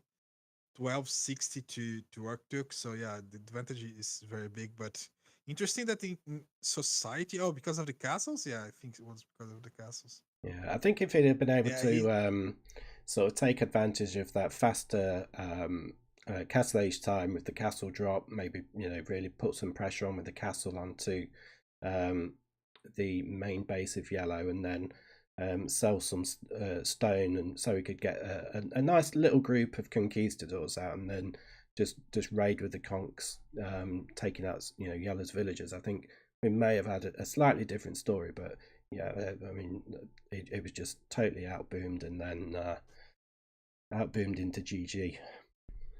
You wanna hear something interesting? Archduke's APM at the 7-minute 7.5 mark was 99. Wow. What the hell is he clicking on? Holy crap. That's higher than I can get. What is this? Delano says, I hope Kegel isn't demoralized. I don't think so. It wasn't like this was a wash. He had the advantage in early castle. He just didn't press. Yeah.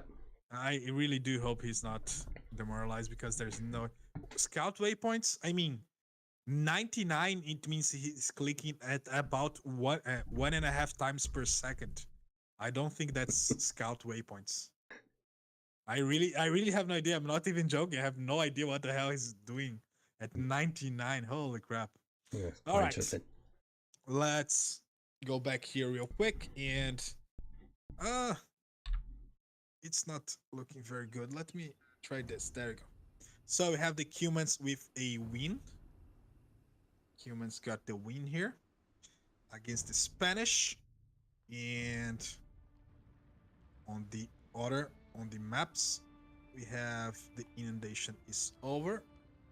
We are going to either Z-Wall or New England. Maybe Z-Wall is more the Kegel's kind of play.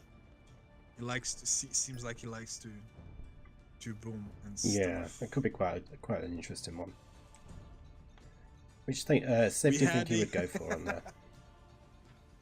So on the start of the second game, Kigo had a cow spawning in the tree line.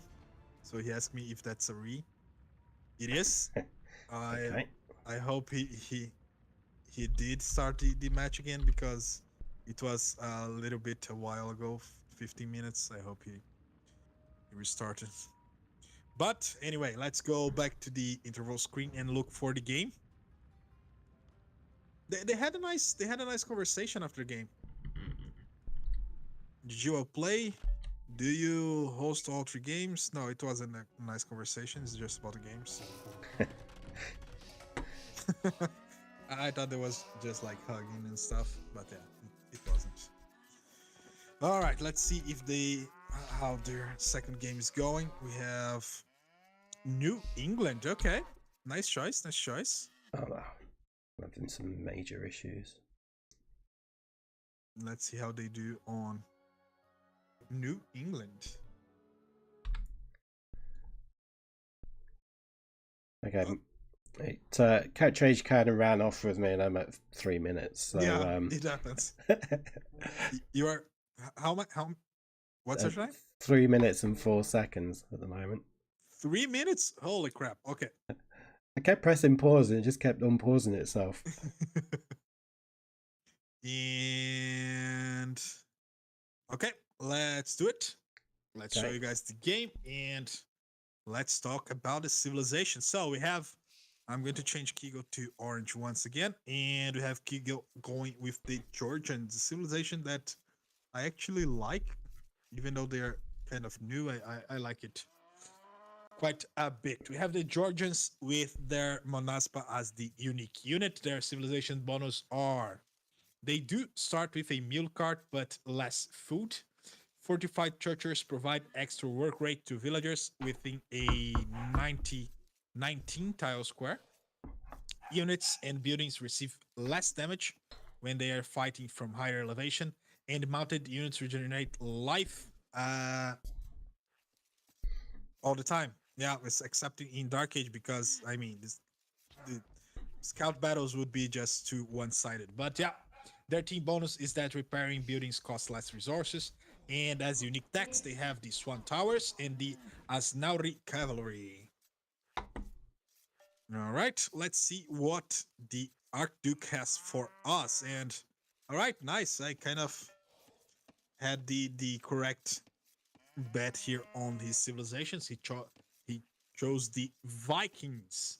The Vikings have wheelbarrow and handcart for free, which is an amazing economic upgrade as long as you can make your timings count, because it's a eco bonus that only gives you timing, right? So because everyone can get wheelbarrow and handcart, as long as you take advantage of the fact that you don't need to research that, and you can make villagers instead in that meantime, you can have a very nice advantage. Their warships also cost less. Infantry are chunkier, starting from feudal age, and team bonus is that their docks are cheaper. Can you end the prediction? Yes, I can. Just give me 1 second, and let's hear what Morley has to tell us about this matchup. So we've got Vikings versus Georgians. I think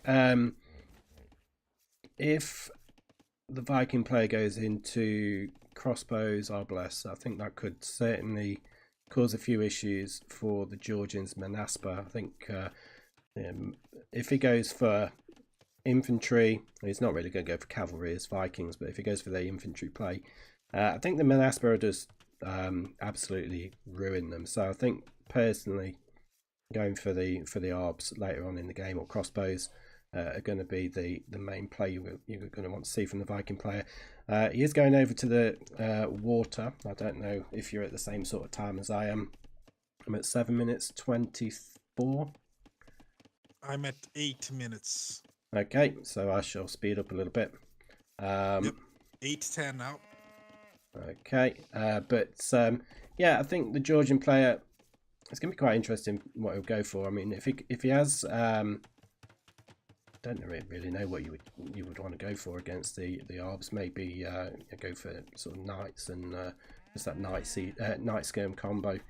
It's probably probably the better option. It'd be good to have some Manaspers in there, but they could go for some hit and run, right? Because they do generate, so maybe go raid the villagers, come back and just win in numbers. Because it's not going to be easy. That's for sure. That's for sure. It was nice as well that people were kind of divided on who to bet on game 1. Let's see how it goes on game 2. New England is Kegel's first home map. Let's see what he does here. Because I see people testing a good variety of maps and choosing one, which I actually like a lot. The idea of having a few maps that you are very good at. But I wish they would play those maps more often, because I see people going for maps like Fractal and not going for water, which I think is a big mistake. But it didn't bite them in the ass yet, because their opponent is also not going for water. But if you're going to choose a map, you should explore it to the fullest, I think. Yeah, absolutely. Quite a bit of idle time from the green player for the TC so far. So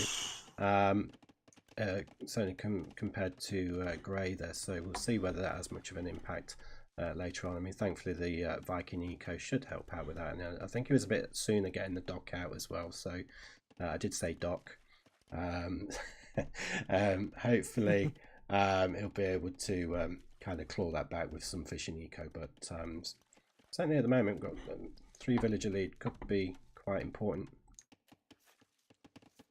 So I like that Kegel is scouting with the fishing ship, but I think with your first fishing ship you should just look for one fish and start fishing, because you need that extra resources. You need that fishing ship to pay for itself. Yeah, definitely. So you find one or even 2, then stop.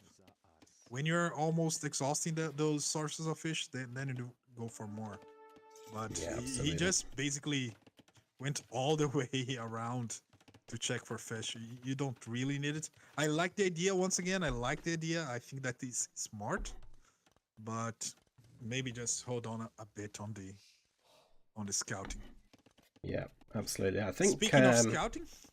Yep. Sorry, I was just going to say, I think Kegel's probably going to be looking at going up to the Castle Age fairly soon. But Archduke has got quite a few archers on the way. So we're going to see a little bit of feudal aggression that's there. True. And he's also got a galley scoping the waters, trying to find the fishing eco from Kegel. So potentially going to cause him some problems there. Oh, we need some fire galleys here, otherwise it's going to be all she said for... Yeah, there you go. The second fishing ship is going down and you don't have any more. There you go. Okay. Where are the archers? I like that Archduke is going for a spearman as well, because you might assume the Georgians are going for cavalry. In this case, they are actually going for a fast castle, as you said. Just clicked up. Yeah. But I like that he thinks about the opponent going for cavalry. What I don't like though is that the gate is kind of late and his army had to go all the way around. Yeah, that's definitely kind of taken the sting out of the rush, hasn't it? So yeah, a little bit. Yeah, I think it's going to take him quite a while to get over to Kegel's base. So Kegel may be relatively safe for the time being, but he has just moved over to stone as well. So it looks as though Manaspers are going to be the play from Kegel. Yep. Which I honestly like, because those guys in good numbers, whoo, absolutely stupid. Yeah, I think as long as he can make sure that Archduke doesn't get the big massive crossbowmen, I think he should be fine. But even then, with a huge massive Manaspers, with how quickly they train, he should be able to probably snowball, if I'm honest. Yeah, I think that was the idea from the start because of the fast castle going for forging right now. He's going crazy on stone. He has 11 on stone, 2 sources of stone even, so he doesn't get scared away from his position by military units. Yeah. So yeah, I like a man with a good plan. Absolutely. That's what I like to say. A needed with a plan might win against a genius without one. So he realizes only the cart. Okay, only the donkey realizes the archers are there. There you go. React with the villagers. Thank you. No will kill though. That's very good. No will kill. The other villagers are still working on stone. He already has enough. He just need to drop. He has enough. Just drop it and build the castle. Yeah, I think that the main concern for this is that his food eco is probably just not as big as it needs to be. Oh, look at the micro for kill with the mule cart. That was amazing. He could even, I think he could even get the mule cart in that between those trees and actually block the way. Yeah, maybe we could call this the mule block. No, it doesn't sound as good as stock block. Whatever. Yeah, I mean, he's going to chase those villagers down. I think they're going to. Yeah, they're going down. But I'll do it with quite a big eco lead at the moment. We're looking at 11 villages, 12. You know, there's going to be even more by the time those villages there go down. So yeah, really going to be able to press forward the advantage, I think, especially with the Viking eco. Yeah. So we'll see what Kiwi can do to come back from that. But quite a decent fishing eco from Arkduke. Quite a few fishing ships there. We're looking at 7 so far. So certainly going to be getting quite a nice little boost from there. He's got quite a lot of wood and gold saved up, but we do have castle coming down from Kegel. So interesting. Elendo raises a point. Kegel went fast castle with both of his games right now. He just he has a good fast castle timing, not gonna lie, but he needs to press advantage of what a fast castle means. Yeah. If you're going to reach an age advantage, you need to press advantage, because otherwise you're just behind in villagers for no reason.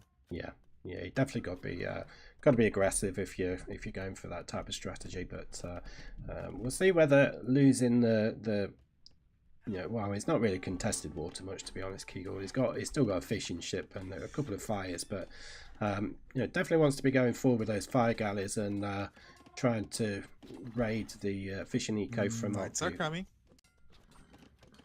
Knights are coming. Remind me, the bonus for Monaspas, I remember that it applies to knights, but does the count apply to knights? Is it like the number of knights and Monaspas, or just Monaspas that applies to both knights and Monaspas? Do knights get the extra attack? I thought they just contributed to the Monaspas attack. They do. They do. They do count for the. I know they count towards bumping the attack up for the Monaspas, but I don't know if the knights. Well, we'll see when let me click on them. Elendo says just Monaspa. No. Monaspa and knights get the attack. Right? It is 12 plus 1. Yeah, so Monaspas do get the attack from. Yeah, they don't, because forging is research. So no, it seems like it's just the number of Monaspas. Huh. Interesting. Yeah, they do boost knights, but knights do not. Well, we are having conflicting information from chat. Yeah, it's probably nerfed because we have 5 here, and it's not gaining the bonus. So I think the knights do not count, but they do get the bonus. Yeah, I think that's it. I'm going to check later. But so we have a good army here.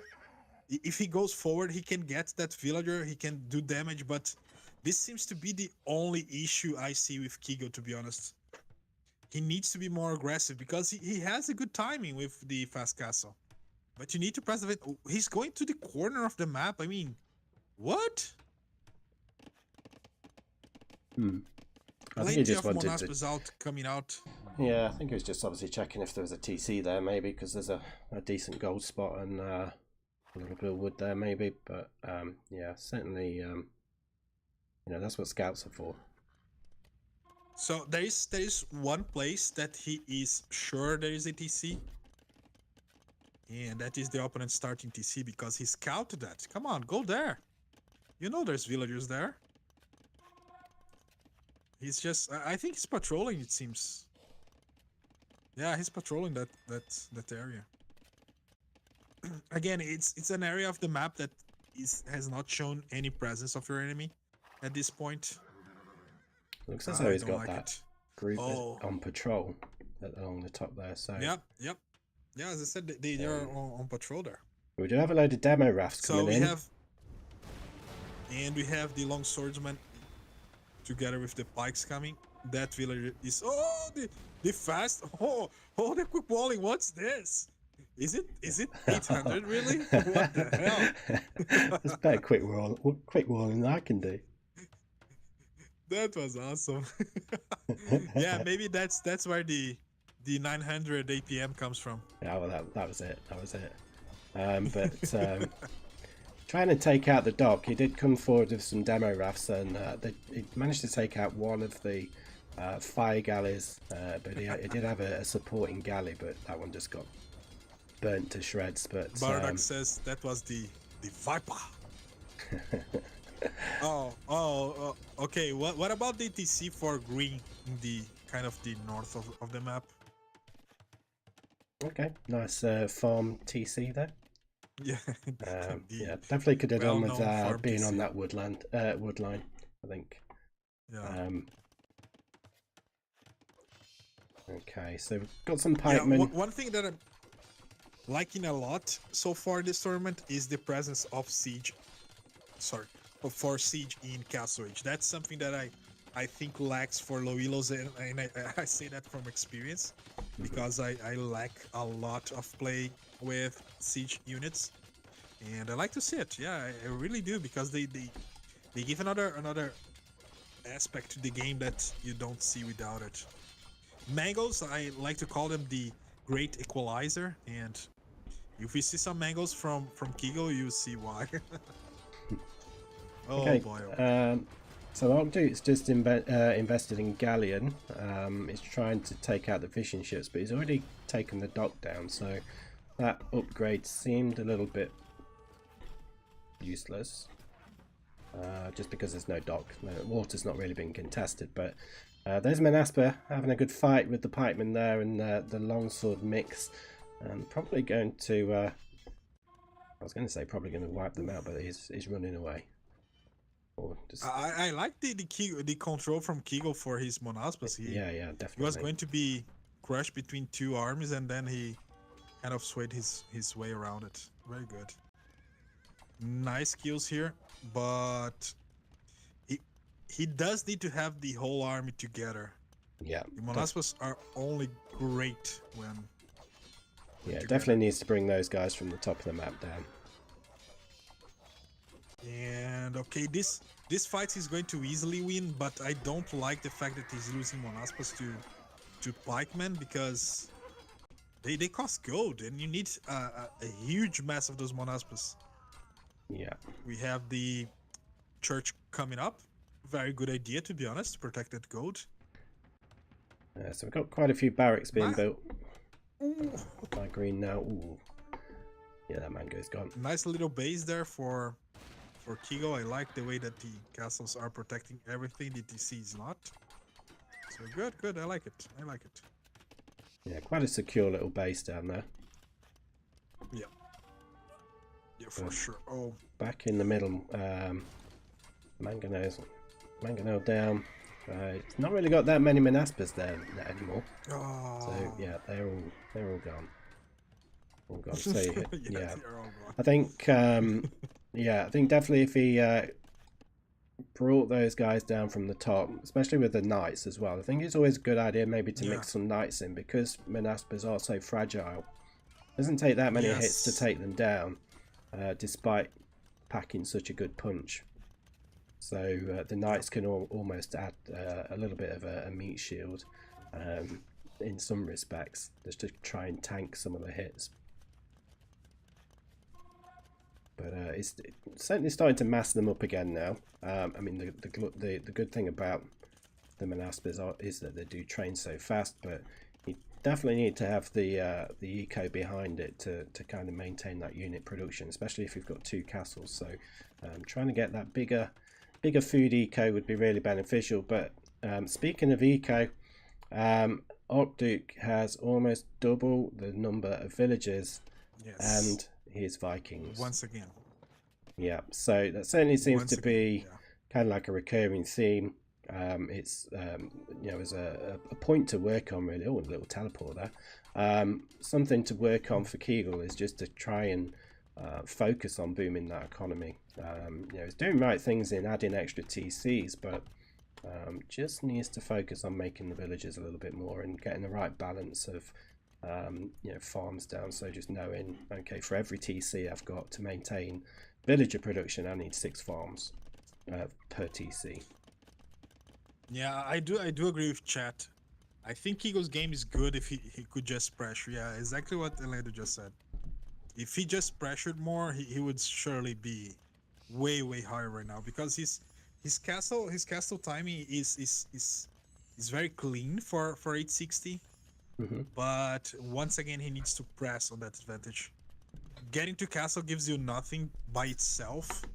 It's not like you I don't know, you get a boost in resources or something like that. You need to use the tools that the game give you. So if you don't use, there's literally no reason to just go up so fast. You're losing in eco. You need to press advantage. You need to kill eco enough to repair that gap that you make when you go up so fast. And yeah, I do what I like about this tournament is that we can see players evolving, because the tournament goes for almost 2 months, and we end up with players that are way above their starting elo, which is amazing to see. So we can look at this game again in a month or at the end of the tournament and see where Kegel is, because if he cleans up his game and get more aggressive, I don't know, man, he could even win this whole tournament, because the castle age aggression at the low elo is so hard to stop. Well, I mean, not at low elo, right? Morley is right here to talk about castle age aggression. Oh, I'm a little bit too extreme with the castle age aggression, so don't take advice from me. I pretty much go full Huang mode and just focus purely on the aggression. But someone in my chat, Alex in my chat on YouTube, has just mentioned that Green's only just got Loom, which is quite interesting. Oh, so I've been playing all that time with no Loom. With one villager advantage for that long. Now, wait. Can you imagine if Kegel went forward to the TC at that point Manaspers before those walls? Yeah. Right? Yeah. Come Would on. have been brutal. Would have been brutal. But we've got a castle coming down in the middle from Archduke now. So not that the villages are anywhere that I can see. Oh, they're just coming through the gates. So yeah, it's really starting to gain a good map presence in terms of really getting control of you know, a lot more of the map. But the amount of Manaspers going forward, they can actually deny the castle. It's going to be quite. It's going to be quite tasty. Oh, they're just passing. Oh no, there we go. It does have a hill advantage there, a slight hill advantage, I think, as well. So against those pikemen, yes. I think the pikemen are going to melt. So against that number of Manaspers, and there's more and more villagers coming forward as well. Although they're quickly retreating now. Another teleport. This game is great. It mixes the Middle Ages aesthetic with technology from the future. I loved it. I just love it. So Grey does have the score lead at the moment, despite the huge eco difference. Probably assume that's down to maybe to the military. Maybe. The military, yeah. So there's quite a decent kill to death ratio from that. So it's killed twice as many units. But again, the Manasper numbers are starting to dwindle though, so it could be quite difficult. Arctic sees Kigo going for cavalry, and he says, "Okay, I'm going to mass knights." Kigo sees the pikes, and he says, "Well, I'm going to make more cavalry." No, come on, you need to counter those guys. Make some scorpions, maybe make some skirmishes even. How good is the archery range for the Georgians? Is it any good? I don't believe so, but I think they're more cavalry focused, but I don't really know if I'm honest. He's making cavalry archer. Okay, this is going to be fun because cavalry archer from the Georgians actually do regenerate HP too. Well, Elendo, I understand your frustration, but they do counter pikes, so maybe that's the idea he's going for, but only 3. I mean, it's not enough, of course. Ooh, just looking right at the top of the map, Kegel's been building some outposts, so he's trying to get quite a good bit of map vision, but he just started making one on the wood line where Ocdute's taken the wood from, and villagers came out and just took him down. Again, if maybe if he paid a little bit more attention, he'd have been able to get those knights and those Menaspers to finally contribute. And take out some green villagers, but if he is looking for it though. He does have one Menasper going in. He does have one Menasper going in. Is he in? He's in. Are we going to get any more going in? I mean, there's nothing to defend with, other than villagers. They are attacking the Monaspa. I love it. I love it. The regeneration actually is kicking in while he's taking damage. This is so good. It's going to take a little while for the Menaspis to come down because of that regeneration. We'll see how many kills. 7 kills. See, I've not got 8 kills. I've not got the good version of Capture, so I'll have to use your. Oh, there we go. Some pikemen came in. It went down. Too MVP, bad. MVP. MVP for sure, and now the one knight is taking out the pikes. Come on, man. Send the whole army. Come on. Why are you doing this to me? We do finally have that castle coming down in the middle as well, so be interesting to see what happens there. Quite a few monks for Kegel, and we've got a nice little chunk of Menaspa there, and we've also got some 5 cav archers as well. So maybe that mobility plus the range support there could be quite beneficial. But we do have some trebs from Ocdute, so just as Kegel's about to enter the Imperial Age himself. So it'd be quite interesting to see what happens here, whether Ocdute can press forward. But he's got quite a big mass of pikemen with some supporting champions. So we also see berserkers.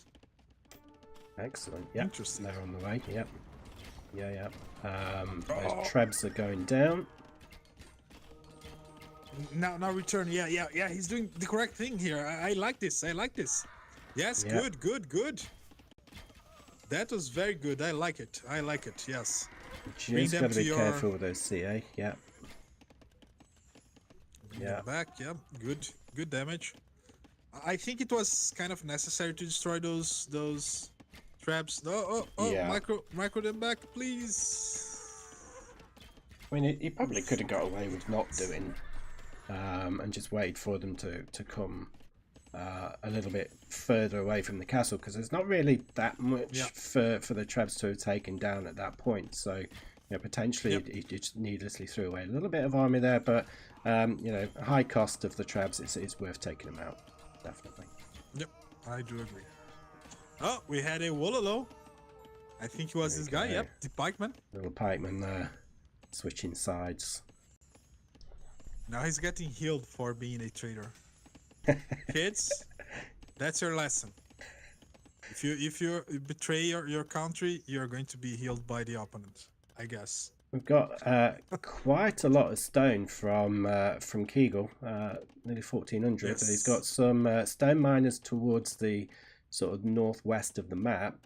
How good would it be if he could bring those around and drop a castle on that top wood line? Oh, can you imagine the amount of kills he would get? and then spam Manaspa from there. Yeah. He decided to go for a castle to defend that. Those 2 piles of stones there, the 2 group of piles of stone. Yeah, and fighting back home. I like Arcduke's way of thinking. He saw the cavalry archers and he said, well, time for skirmishers. Time for skirmishers. I like it. Yeah.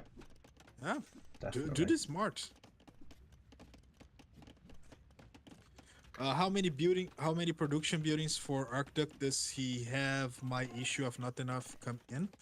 Well, he doesn't look. Yeah, maybe he only have 4. Is that it? He's got 6 barracks with another one being built, and then he's got 5 rangers now. Yeah, there's one. Oh, I like this. Look what he did. Look what Keegle did here. He went for cannon galleons in the pond. Oh, this is amazing. He's been watching too much Poop Lord. That's what that is. Yeah, yes. It's the new norm here. Oh no, I love it. Oh, you just need to get them out of the shore.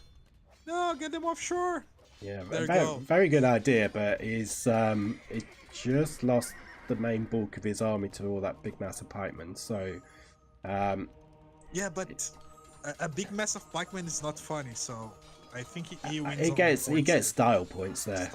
Definitely gets style points for the cannon galleons, and they are actually going to cause quite a few issues. That castle's probably going to go down as the pikemen go marching in. But the big concern the question is, which happens first? The castle goes down or the trap comes out? One more shot? No, the trap is out. Yeah. Remember, they are on cracked ground, so 20% extra damage received. Yeah. That trap is going down too. It's not even going to shoot once. Yeah, that's actually a fact that I only found out not long ago about the cracked ground. Never even knew that. Yeah. Until fairly recently. But it looks as though the cannon galleons are going to take that second castle down there as well. Oh, but he's too close to shore. Lost one, he almost lost 2.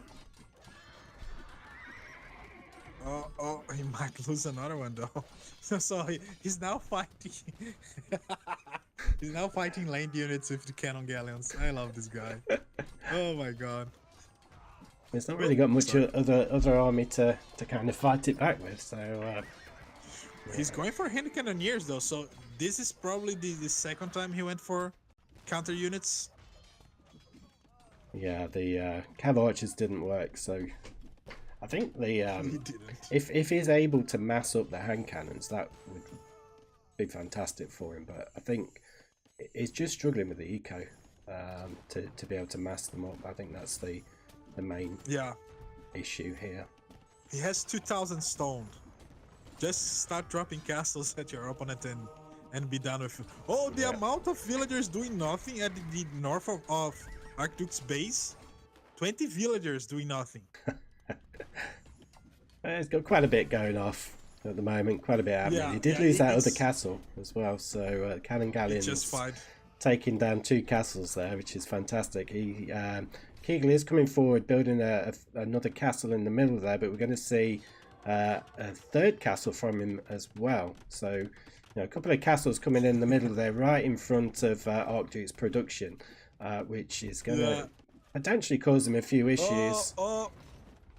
The mango's going for the dogs? Come on. We'll see what happens there, but I think it's going to be quite difficult for Keegle to push back this army that's down in his base. Starting to lose his economy a little bit more now, but he is able to just move him to the other end of the map. That first castle is going to go down. And castle is up. Next castle. Oh, the other castle was already tapped. He could easily destroy the castle with the skirmishers. The castle had 5 HP. Oh boy. Can you imagine? That would have been hilarious. Skirmishers killing a castle. That would have Oh been no. absolutely hilarious. That would have to go to the highlights. But yeah, I So think yeah, next we definitely need Yep, to go get ahead. a bit more of an army for Kegel. I mean, he's going in with 5 Monaspers to take down the Treb, but those pikemen are just gonna rip them down. Really, I mean, just get the Treb, which is good, but again, He did. the Monaspers are gone at the time being. But again, in the middle, we've got another Treb taking down that castle that's being built. We'll see whether that castle actually goes up. It does go up. Oh, the trap But for how long? almost goes down. His Monaspa died to a traitor Monaspa. Oh, interesting. Actually, the It definitely should really, I think, repair that castle rather than abandon it. Could probably keep it going for quite a while. So I'm kind of confused about the rules of conversion. I thought the unit's abilities were converted to the new unit, but they did not keep the civilization's bonuses, but the Monaspa is actually healing. So I'm kind of confused. Does someone know the intricacies of monk converting? Yeah, that Manasper is regenerating, isn't it? Right. Yeah. I might be just wrong here. It never happened before, but it could happen. I mean, first time everything. Love the formation. Is that a book? Probably a book. Age of Books. Yeah, could be. You know that the poles, they are technically the civilization with the less amount of civilization bonuses. Right. But if you take it literally, they actually have 3 bonus. Because the Folwark, it doesn't have any effect in the game itself. It's actually a civilization bonus, the effect of the Folwark. So if you convert one and create farms around it, you do not get the food. Oh, interesting. Unless you're Poles, of course. So we do have that's a little bit for you. We do have quite a few Monaspers massed up now for Kegel. We're looking at about 50 from where I am at the moment.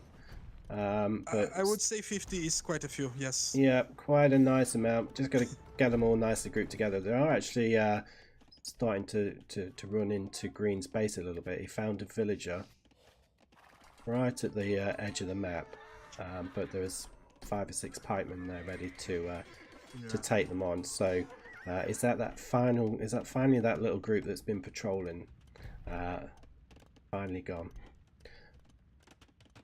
Finally did something as well.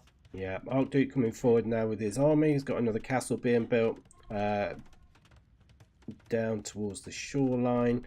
That's a pretty big army. 1 ram. Pretty big army.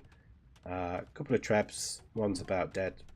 20 HP. But yeah, he's grouping all of those Monaspers together. Fighting downhill.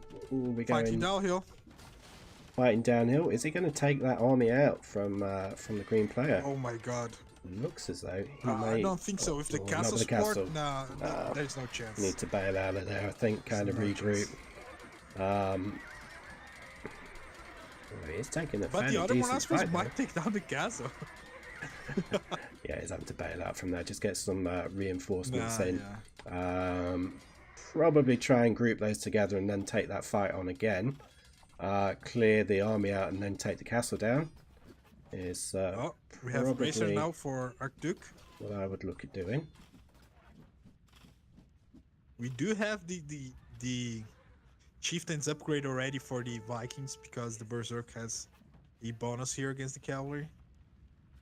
So Kegel does have a Treb out now to try and take that castle down whilst he goes raiding with the Monaspa. Good point. So we'll see whether Archduke is able to come and take that out. But there is a Berserker who just got obliterated by the castle. A few arrows to the face. And Archduke calls a GG. What? Oh my god, can you believe it? Because of the raid here. Wow. I mean, there's quite a few Monaspa there, but I was not expecting the GG to come in at that moment. Certainly with the army he's got down at the bottom there. Maybe just getting a little bit too much for him to handle, fighting on multiple fronts. But there's Monaspa getting in they were pretty much about to just go and absolutely raid the whole eco of Archduke there and really take down. There's no defense there, so he would have obliterated Archduke's economy, I suppose. So great move by Kegel there to go forward, and use that aggression that we've been asking for. Absolutely brilliant. Wow. Yeah, Was this is not the comeback expecting of the that. tourney, Zack Ryder. Holy crap, I wasn't too, because even though he was pressuring so much his opponent, you can see that his view lead is not as big as before. So maybe he just foresaw what was going to happen, but still, that took me by surprise. Not gonna Yeah, lie, absolutely, quite absolutely. surprised. Well, we get a Well, game three. let's Game three, sorry. let's go. Let's go. Let's go to game 3. Yes. Just got the information that they were about to start game 3 10 minutes ago, so let's go directly to it. Okay. Let's get that one loaded up. Find here. Keel. And yep. They are on PyTT. I love this map. Let's go. Let's go. Okay. All right. Let's just change this real quick. Let's upgrade. Oh. Too fast. I'm not there what yet. times are you? It's just loading up. Okay, I'm... What? 1 minute? Yeah, 1 minute. So we got PyTT in New England. We're not going to see Z-Wall or Spyro today. And we got the loss to the Vikings, the win to the Georgians. Let's talk about this new civilizations right now. Right here. In our faces. So, we have Kegel once again in gray. I'm going to change him once more to orange. And he's playing as the Teutons. Well, he's playing as the Teutons. I need to go to the to purple here in homage of Emu Warrior. I don't know if he's still blue Emu, but yeah, anyway. Emu Warrior. We have the Teutons for Kegel here. And let's see what the Teutons have to offer us. Alright, the Teutons have monks that have double the healing range. Their towers and their TCs can garrison more units. They have murder holes and herbal medicine for free. Farms are cheaper, way cheaper to be honest. Barracks and stable units receive extra melee armor in Castle and Imperial. Team bonus is that their units are more resistant to conversions. The unique unit is the classic Teutonic Knight, the KP Boy. Their unique techs are Ironclad and Crenellation, another classic. On the other side of the map, we have the Archduke with the Lithuanians, civilizations I like a lot, and only recently discovered I have a terrible, abysmal record with on Monkey Ladder. So let's see what the Lithuanians have to offer us. The Lithuanians have each town center providing 100 food, which means you start the game with extra food already because of your TC.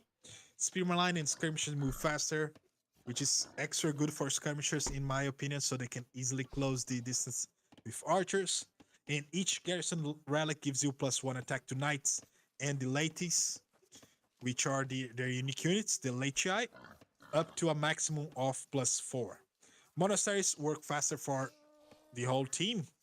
Lithuanians have also the Winged Hussar as a unique unit, but it's not really unique because they share that unit with the Poles. That's why I have an asterisk right beside them. Their unique techs are Hill Forts and Tower Shields. RDO is in the chat. Nice to see you, and you are correct. I should learn at least one Mortal Rush. At least one. Would you teach me, Marley? Yeah, absolutely. I'll show you the new Romans one. All right, that's the one I want to learn. That's the one. So, real quick about the map, you have these pockets of resources. There are 4 in total for the whole map, which means each player can gather from 2, and they're going to be even. But you don't want to be even in this game. Why do you want to be just? You want to have all 4 of them. If you wall, yourself in, it's a very bad proposition because you only have 2 stones and 2 gold, just 4 of the burritos as well. There is no hunt, but you do have 3 boars, so maybe that's a good map for the Mongols. I have the Mongol specialist right here. What I do you was think? just going to say that. I was just as soon as I saw the map, I saw the 3 boars. I thought, oh, this would be so good for a Morley rush. Honestly, it'd be fantastic. Yeah, I think you might struggle though because of the lack of gold around your base with that kind of strategy. But because you are forced to move out, which certainly with those types of strategies, you want to be you want to have a nice secure gold, which could cause an issue if you're going to do that. But we're not going to see that because we've got Lithuanians and the Teutons. Which civilization do you fancy as being the best one here?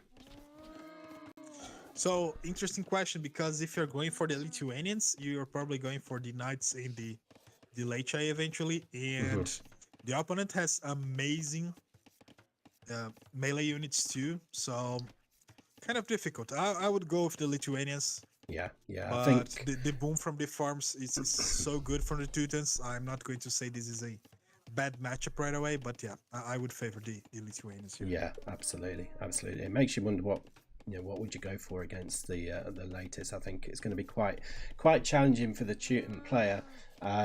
Especially with the lack of husbandry. The latest later on in the game, they're just going to be able to chase down Teuton knights, and that extra armor that they get, it's not really going to make a difference. Yeah. Because the Lithuanians probably are going to have the extra bonus, so yeah, and the fact that Yeah, obviously not the going to make latest will difference. be ignoring the armor as well. So that's good point. it's going to be quite tricky for the Teuton player here. I think it makes you wonder what, like I say, what do we think the play is going to be? I mean, you would expect knights from Teutons, but is that going to be the right answer? I think they do get a halberdier, don't they? Teutons. Yeah. He seems to be going once again for a fast castle with 26 villagers. Yeah. Definitely more comfortable with the fast castle strategy, isn't he? Yeah, right. Once again, I hope he watches this stream. Your fast castle is amazing. You just need to be aggressive. Use your units, because producing units and letting them idling is just like idling your villagers. So yeah, produce units and attack. Use them, attack. Archduke Ferdinand got to feudal 1 minute earlier than his opponent. We have hat trick here, 88. Good to see you here. Artritimus asked me if I have not tried your Khmer fast castle yet. I did. I love it. RDO was just trying to pull my leg there. But yeah, you're correct. 8 pop scouts is also a nice strategy. People should try that more often. All right. Let's see how many people take that advice seriously. But okay, Kegel is almost in feudal. Let's see how fast it goes up. Yes, lots on wood. I don't think you need that many on wood, considering you are the Teutons, right? But I think he went right away. Oh, he went for double stables. Yeah, I think he's going to struggle to get the food in time for the castle age. I mean, he's only got 45 seconds left. He still needs another 600. Probably didn't need as many on wood. He probably could have got away with 7 on wood on just one lumber camp. That would have saved him a bit of wood. And obviously you've got the berries as well. Yeah. They're just quite a late up time. So maybe two stable scouts could be interesting to see. We've got double stables from Teutons as well. Too? Yeah, double stables from both players. It's going to be quite interesting. So I think obviously the key here, if you can scout it, I don't know where the scouts are at the moment, but if you can scout that they're going for double stables, make sure you get some spearmen in the mix as well. I mean, it's always worth sending a couple of spearmen forward with your scouts anyway. Yeah. Always a good idea. Your opponent usually has at least 1 scout, unless he's an American civ. So yeah, always a good idea. But look. We have they found the first wood line. How many do you reckon are going to die here? That girl is doomed. What time are you on? 1 down. I'm 15 minutes almost to the T. Okay, I'm about a minute behind. Oh, okay, sorry for the I'm on my spoiler. way. No, We fine. just have another one. Oof.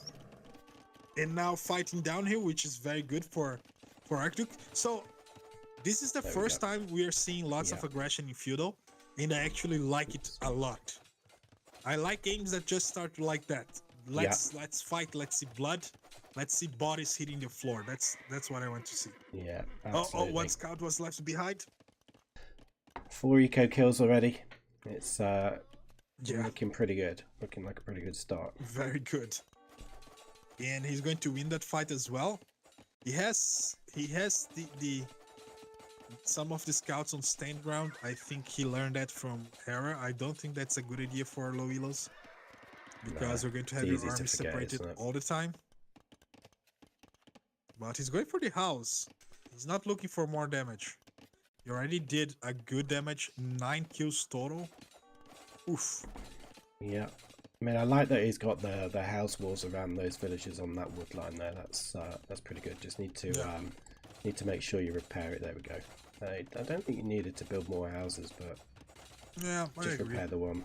It's just scouts, right? Yeah, could have been fine with that, I think. Oh, he could. But, definitely need some spearmen. Yeah. Some spearmen would definitely help here. Yeah. I thought he was trying to lure the scouts to his TC. That would be an amazing play as well. No, definitely.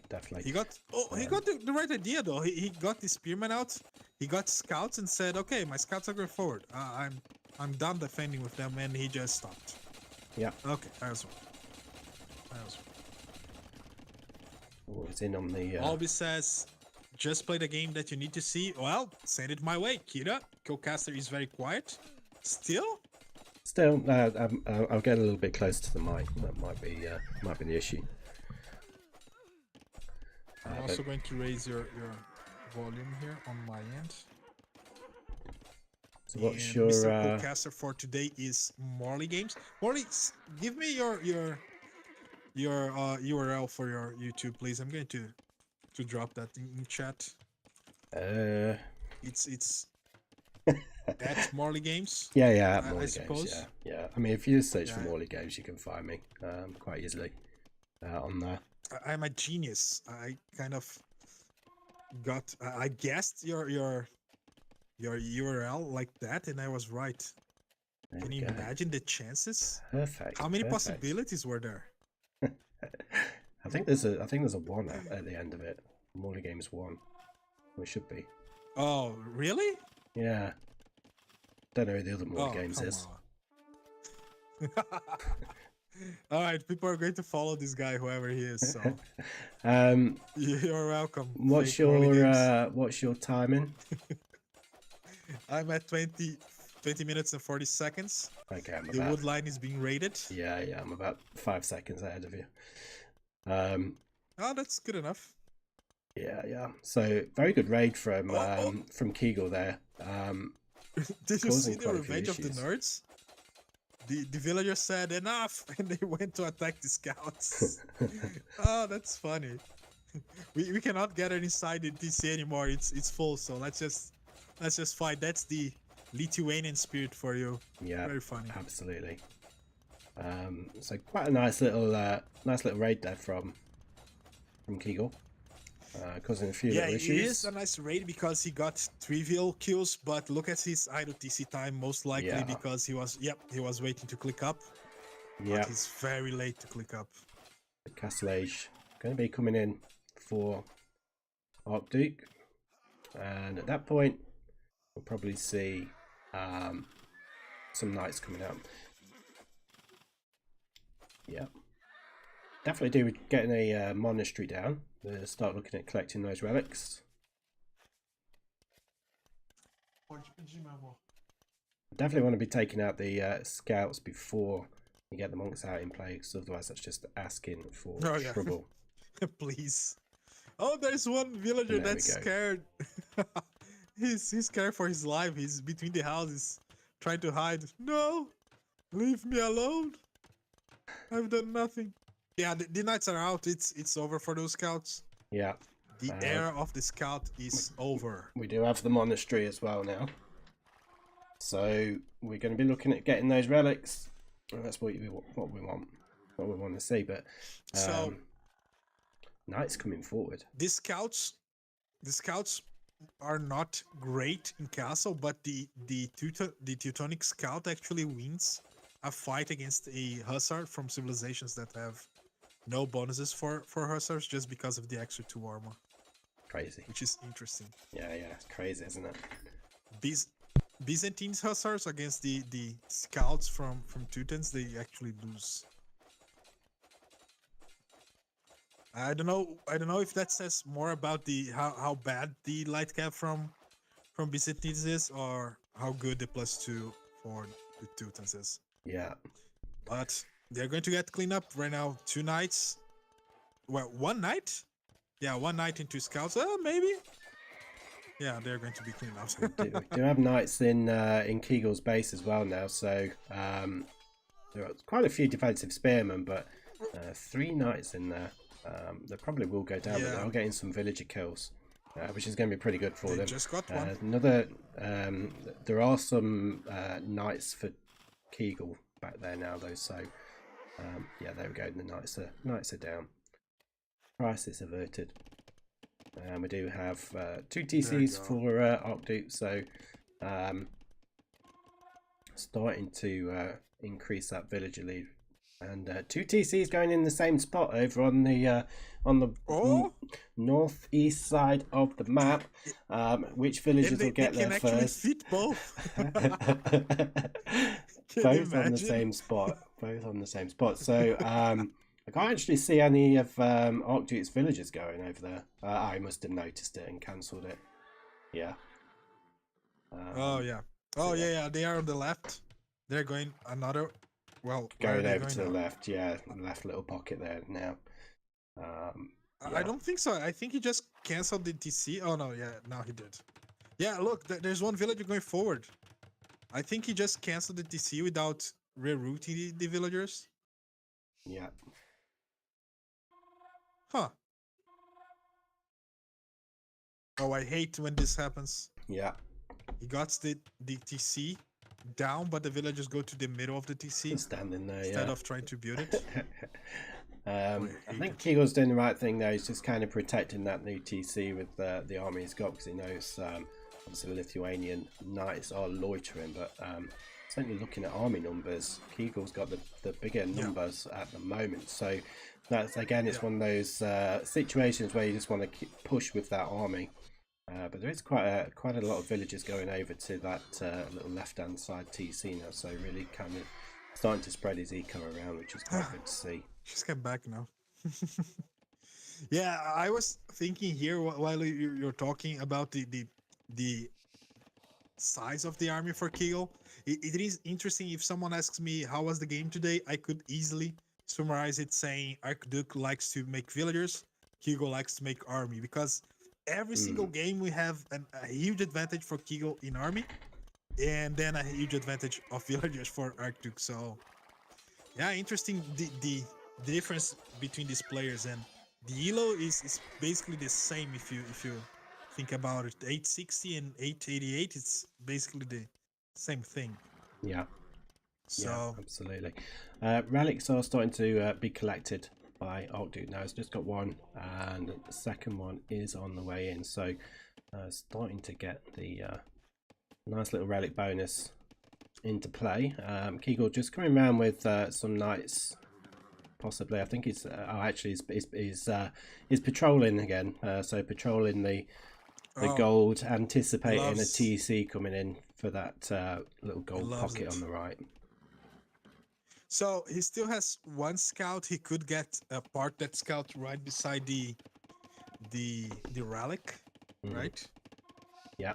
I think that would be a good idea to use that scout, since he's not scouting effectively with it. Yeah, absolutely. But army count 20 versus 6 right now. I mean, there are quite a number of spearmen for him. So 11 with 8 knights. He does have some monks as well, actually. So. Oh no, that villager has loom, but there's a villager being attacked by a bear. So to your audience that never heard me saying this is a survival tip. If you're ever in the forest or in a wild place and you see a bear, you see a jaguar, you see a lion, a wolf, as long as you have sturdy clothes, you can easily fight it one-on-one, okay? So just punch the bear as hard as you can and you can easily win the fight. Right? That's your little tip for today. Okay? We're going for a little bit of an outpost rush with Kegel, but Yep. that villager just come down. So very good at getting the outposts out and getting that vision of what Arcduke's actually doing, which is pretty good. But Arcduke did notice them. He's going to just take those outposts down. But Kegel's starting to spread across the map now as well. He's got the third TC coming down. There is still other outposts to the west. left, though. He did not realize that yet. Not yet. Not yet. I expect it's not in the in his vision. But he will find it. There is a light kind of going around there now. So 2 tiles away. I think at night we'll find that outpost. Maybe we'll see. Oh, he didn't. He actually didn't. Not yet. Not yet. It's just loitering around the trees. I bet that's just missed it. Okay, interesting. Oh my god. Are you kidding me? Are you kidding me? Oh no. He did. Oh, are you kidding me? I can't believe that. He's going to fight the other one though, right? No? No. Oh, he didn't. No. He sees the body of the bear. Now he does. There you go. Oh, we do have he's going to find the villager too. He got the conversion. Oh. Very good. Very good. Good play by Kegel is picking up that relic, so denying the relics for Arcduke. That's definitely what you want to be doing. But Arcduke does have 2. Kegel's now got 2, so there's just the one over on the far east side of the map to be able to get. But no, that's pretty good play there by Kegel, making sure he gets those. Castle coming down on the hill towards the west hand side of the map with a supporting siege workshop, which is something we saw from him in the it was the first game, I think, wasn't it? He came forward with the castle, dropped a siege workshop there, so definitely seems to be something he likes to do. You know, get that siege workshop protected by the castle. Not a bad position as well. I mean, he probably could have brought it forward a little bit more so that maybe it ranged the TC and bring that TC down, because at the moment it's not really protecting anything. It's not securing any resources other than the wood line. So, you know, bring it forward, perhaps be a bit more aggressive with that castle drop. Yeah. But if you're doing that, you're going to want to have more villagers. Warlord coming with the 4 bits. Thank you very much for the donation to the Legion. Remember, every bits, donation, and subs we get during the tournament is going to be converted back into the prize pool. So if you are playing this tournament, you could just go ahead and thank Greatest Warlord for the nice donation. Thank you very much for the bits, my man. You're actually the first one in bits, or no? I don't remember. I think Elander, right? Elander Elander is still the first one. Nice. So we have the castle, as you said, right beside the siege workshop, coming out with a battering ram. Okay. Be quite interesting. There's not really much from... it's so funny. Not really much from Arcduke around that area to protect that town centre and those villages, but yeah, so the knight should be able to get some kills. Especially with it just being a normal battering ram that's not going to last long. I just realized something very interesting about this game. There was a point, okay, at the far east, where a knight from yellow was killed.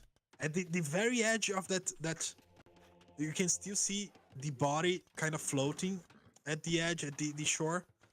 And what happened, like maybe a minute before, before right now, it was the opposite. I saw a huge army of yellow going to fight one knight from purple. So I don't know what's about this hill, but I think this hill is cursed. Okay, that's like it. There's something there that make people go mad, man. This might be the PyTT curse. Also, cheap brand cola. thank you very much for the comment. And yes, this is a tournament just for the low elos. We are the Low Elo Legion.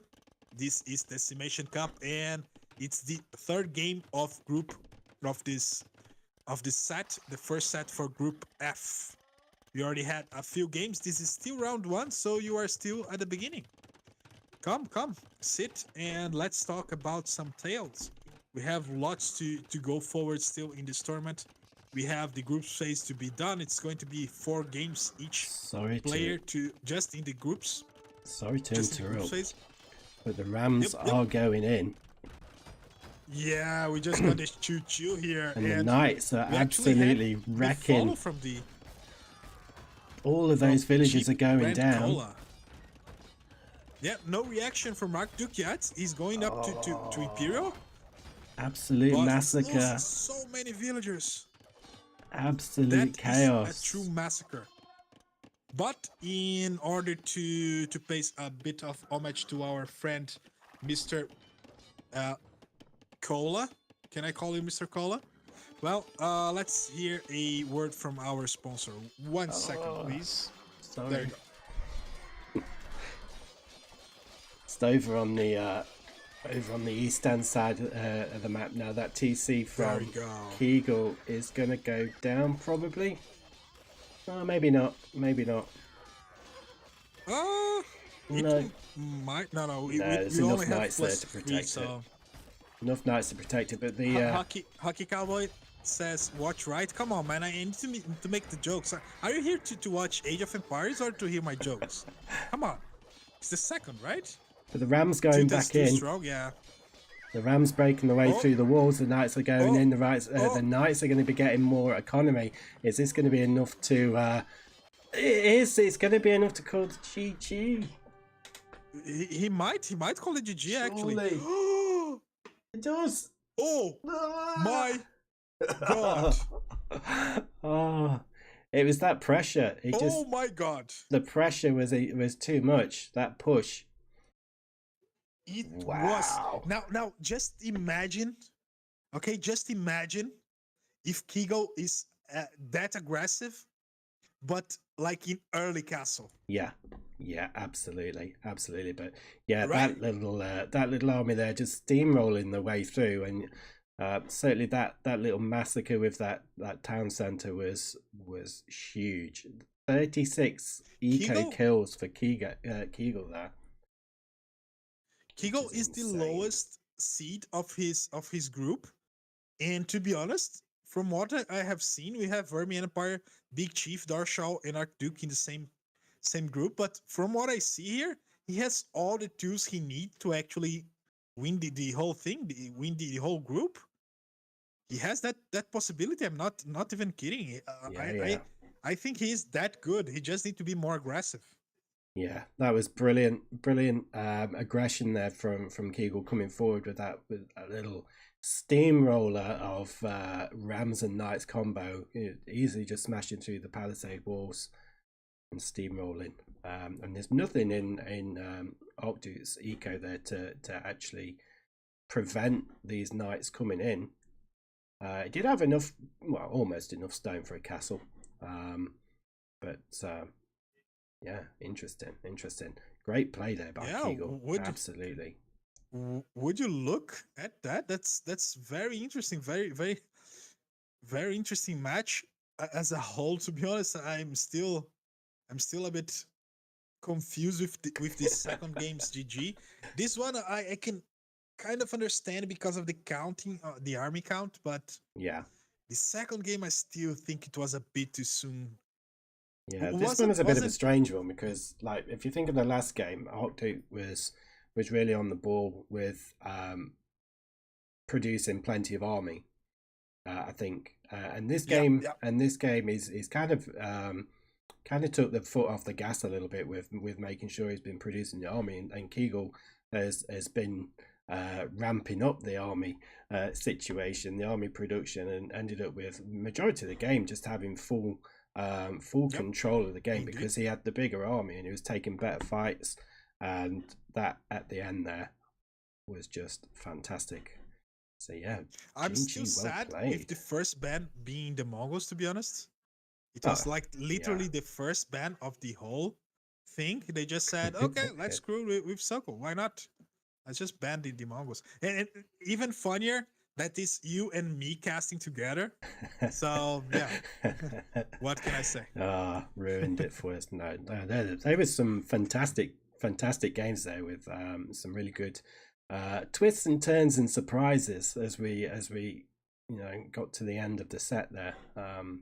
Yeah, really enjoyed that. Yeah, I do agree. Let's take a look at the Group F standings for now. We have Vermi as the #1 seed. We have Archduke as the 2nd seed. We have Kigo as the last seed. And we are going to watch this Sunday Big Chief against Darshal. They are the last two remaining players in this group. And we are going to have another co-casting for this game. We are going to have Burgle Man. You guys already know who he is. He's another caster, and he's going to be with us. Yes, this group is lit. This group is very interesting indeed. I like this one a lot. So Morley, what I do nowadays at the end of a stream, if we have at least 8 people in the stream, we go to the raffle, to the end of stream raffle.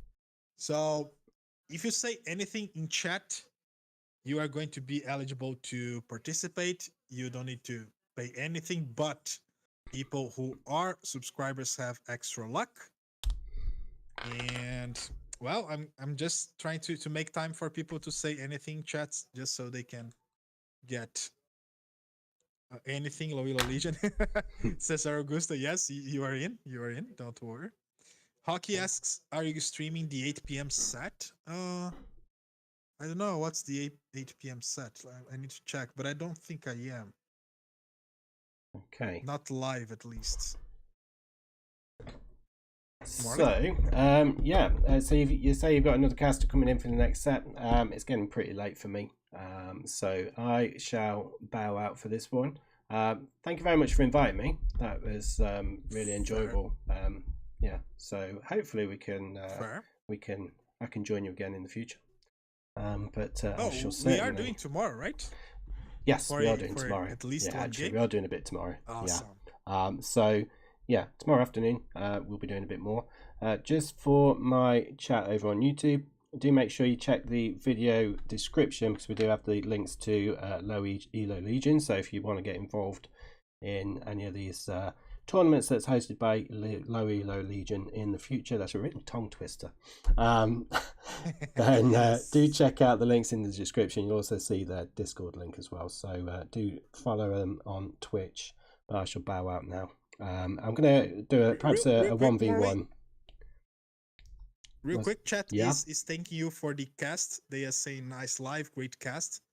Oh, thank you. And I'm I glad you had enjoyed it. to tell you that, because it was really, I love to do this, and you just add to how awesome this is.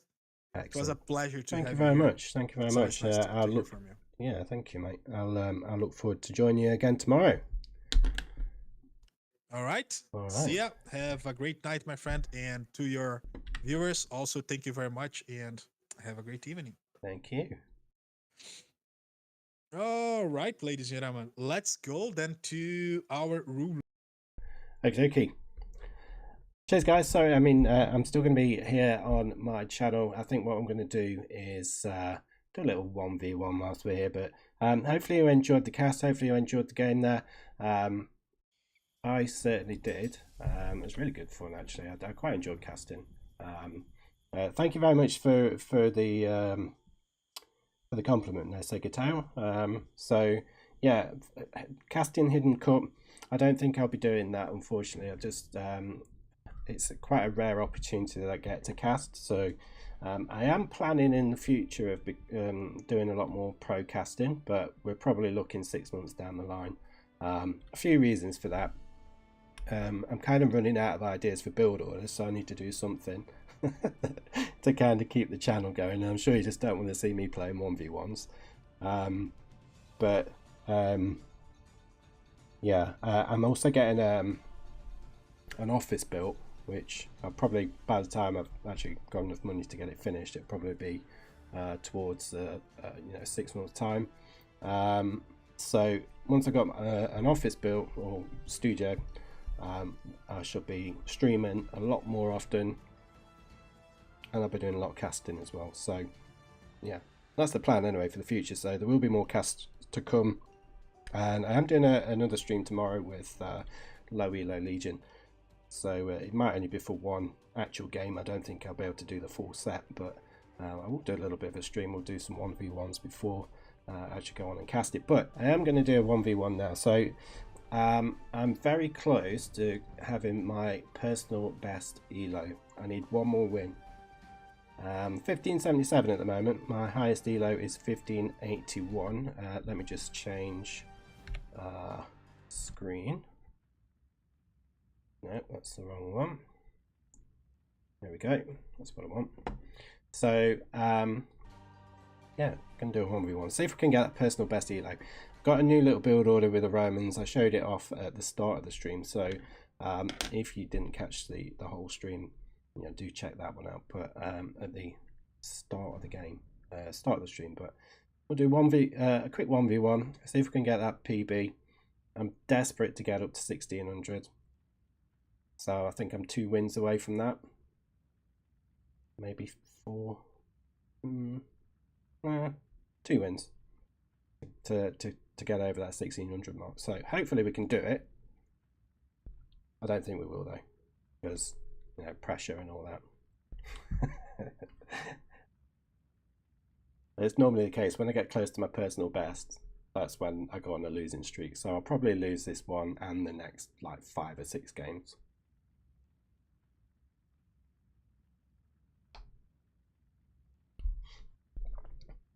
Cheers, Peter. Thanks for. I'm glad you enjoyed the cast.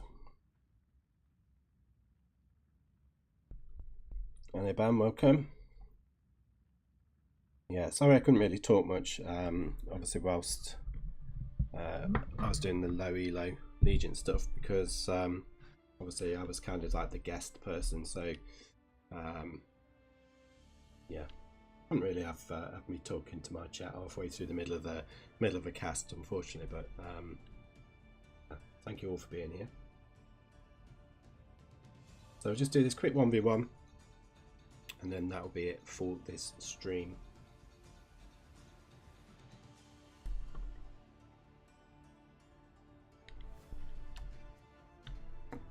So yeah, this Roman strategy, if you've been keeping up to date with my latest build orders or strategies I've been tinkering with, I've been going for a fast castle into knights and monks, but this one I'm doing a fast castle into knights with scorpion follow-up, and normally I like to get 2 siege workshops down for it and just spam the scorpions, but I'm undefeated with it. I've got 6 wins out of 6. And we get Fortress, which I'm not playing Fortress. So I'm afraid that's an alt F4. They don't give me enough bans, unfortunately. Actually, I think I'm gonna leave it from there. Actually, I think I'll end the stream. Actually, it's pretty late. So yeah, I think we'll leave it there. Actually, cheers everybody for watching. I shall hopefully see you tomorrow on tomorrow's stream.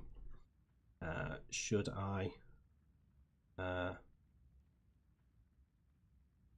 catch you there? So I'm hoping I can get at least 1 cast done tomorrow, 1 of the games done in this set that I'm doing. It'd be nice if we can get more than 1 done, but thanks ever so much for joining me. It's been a pleasure, and I shall see you again soon.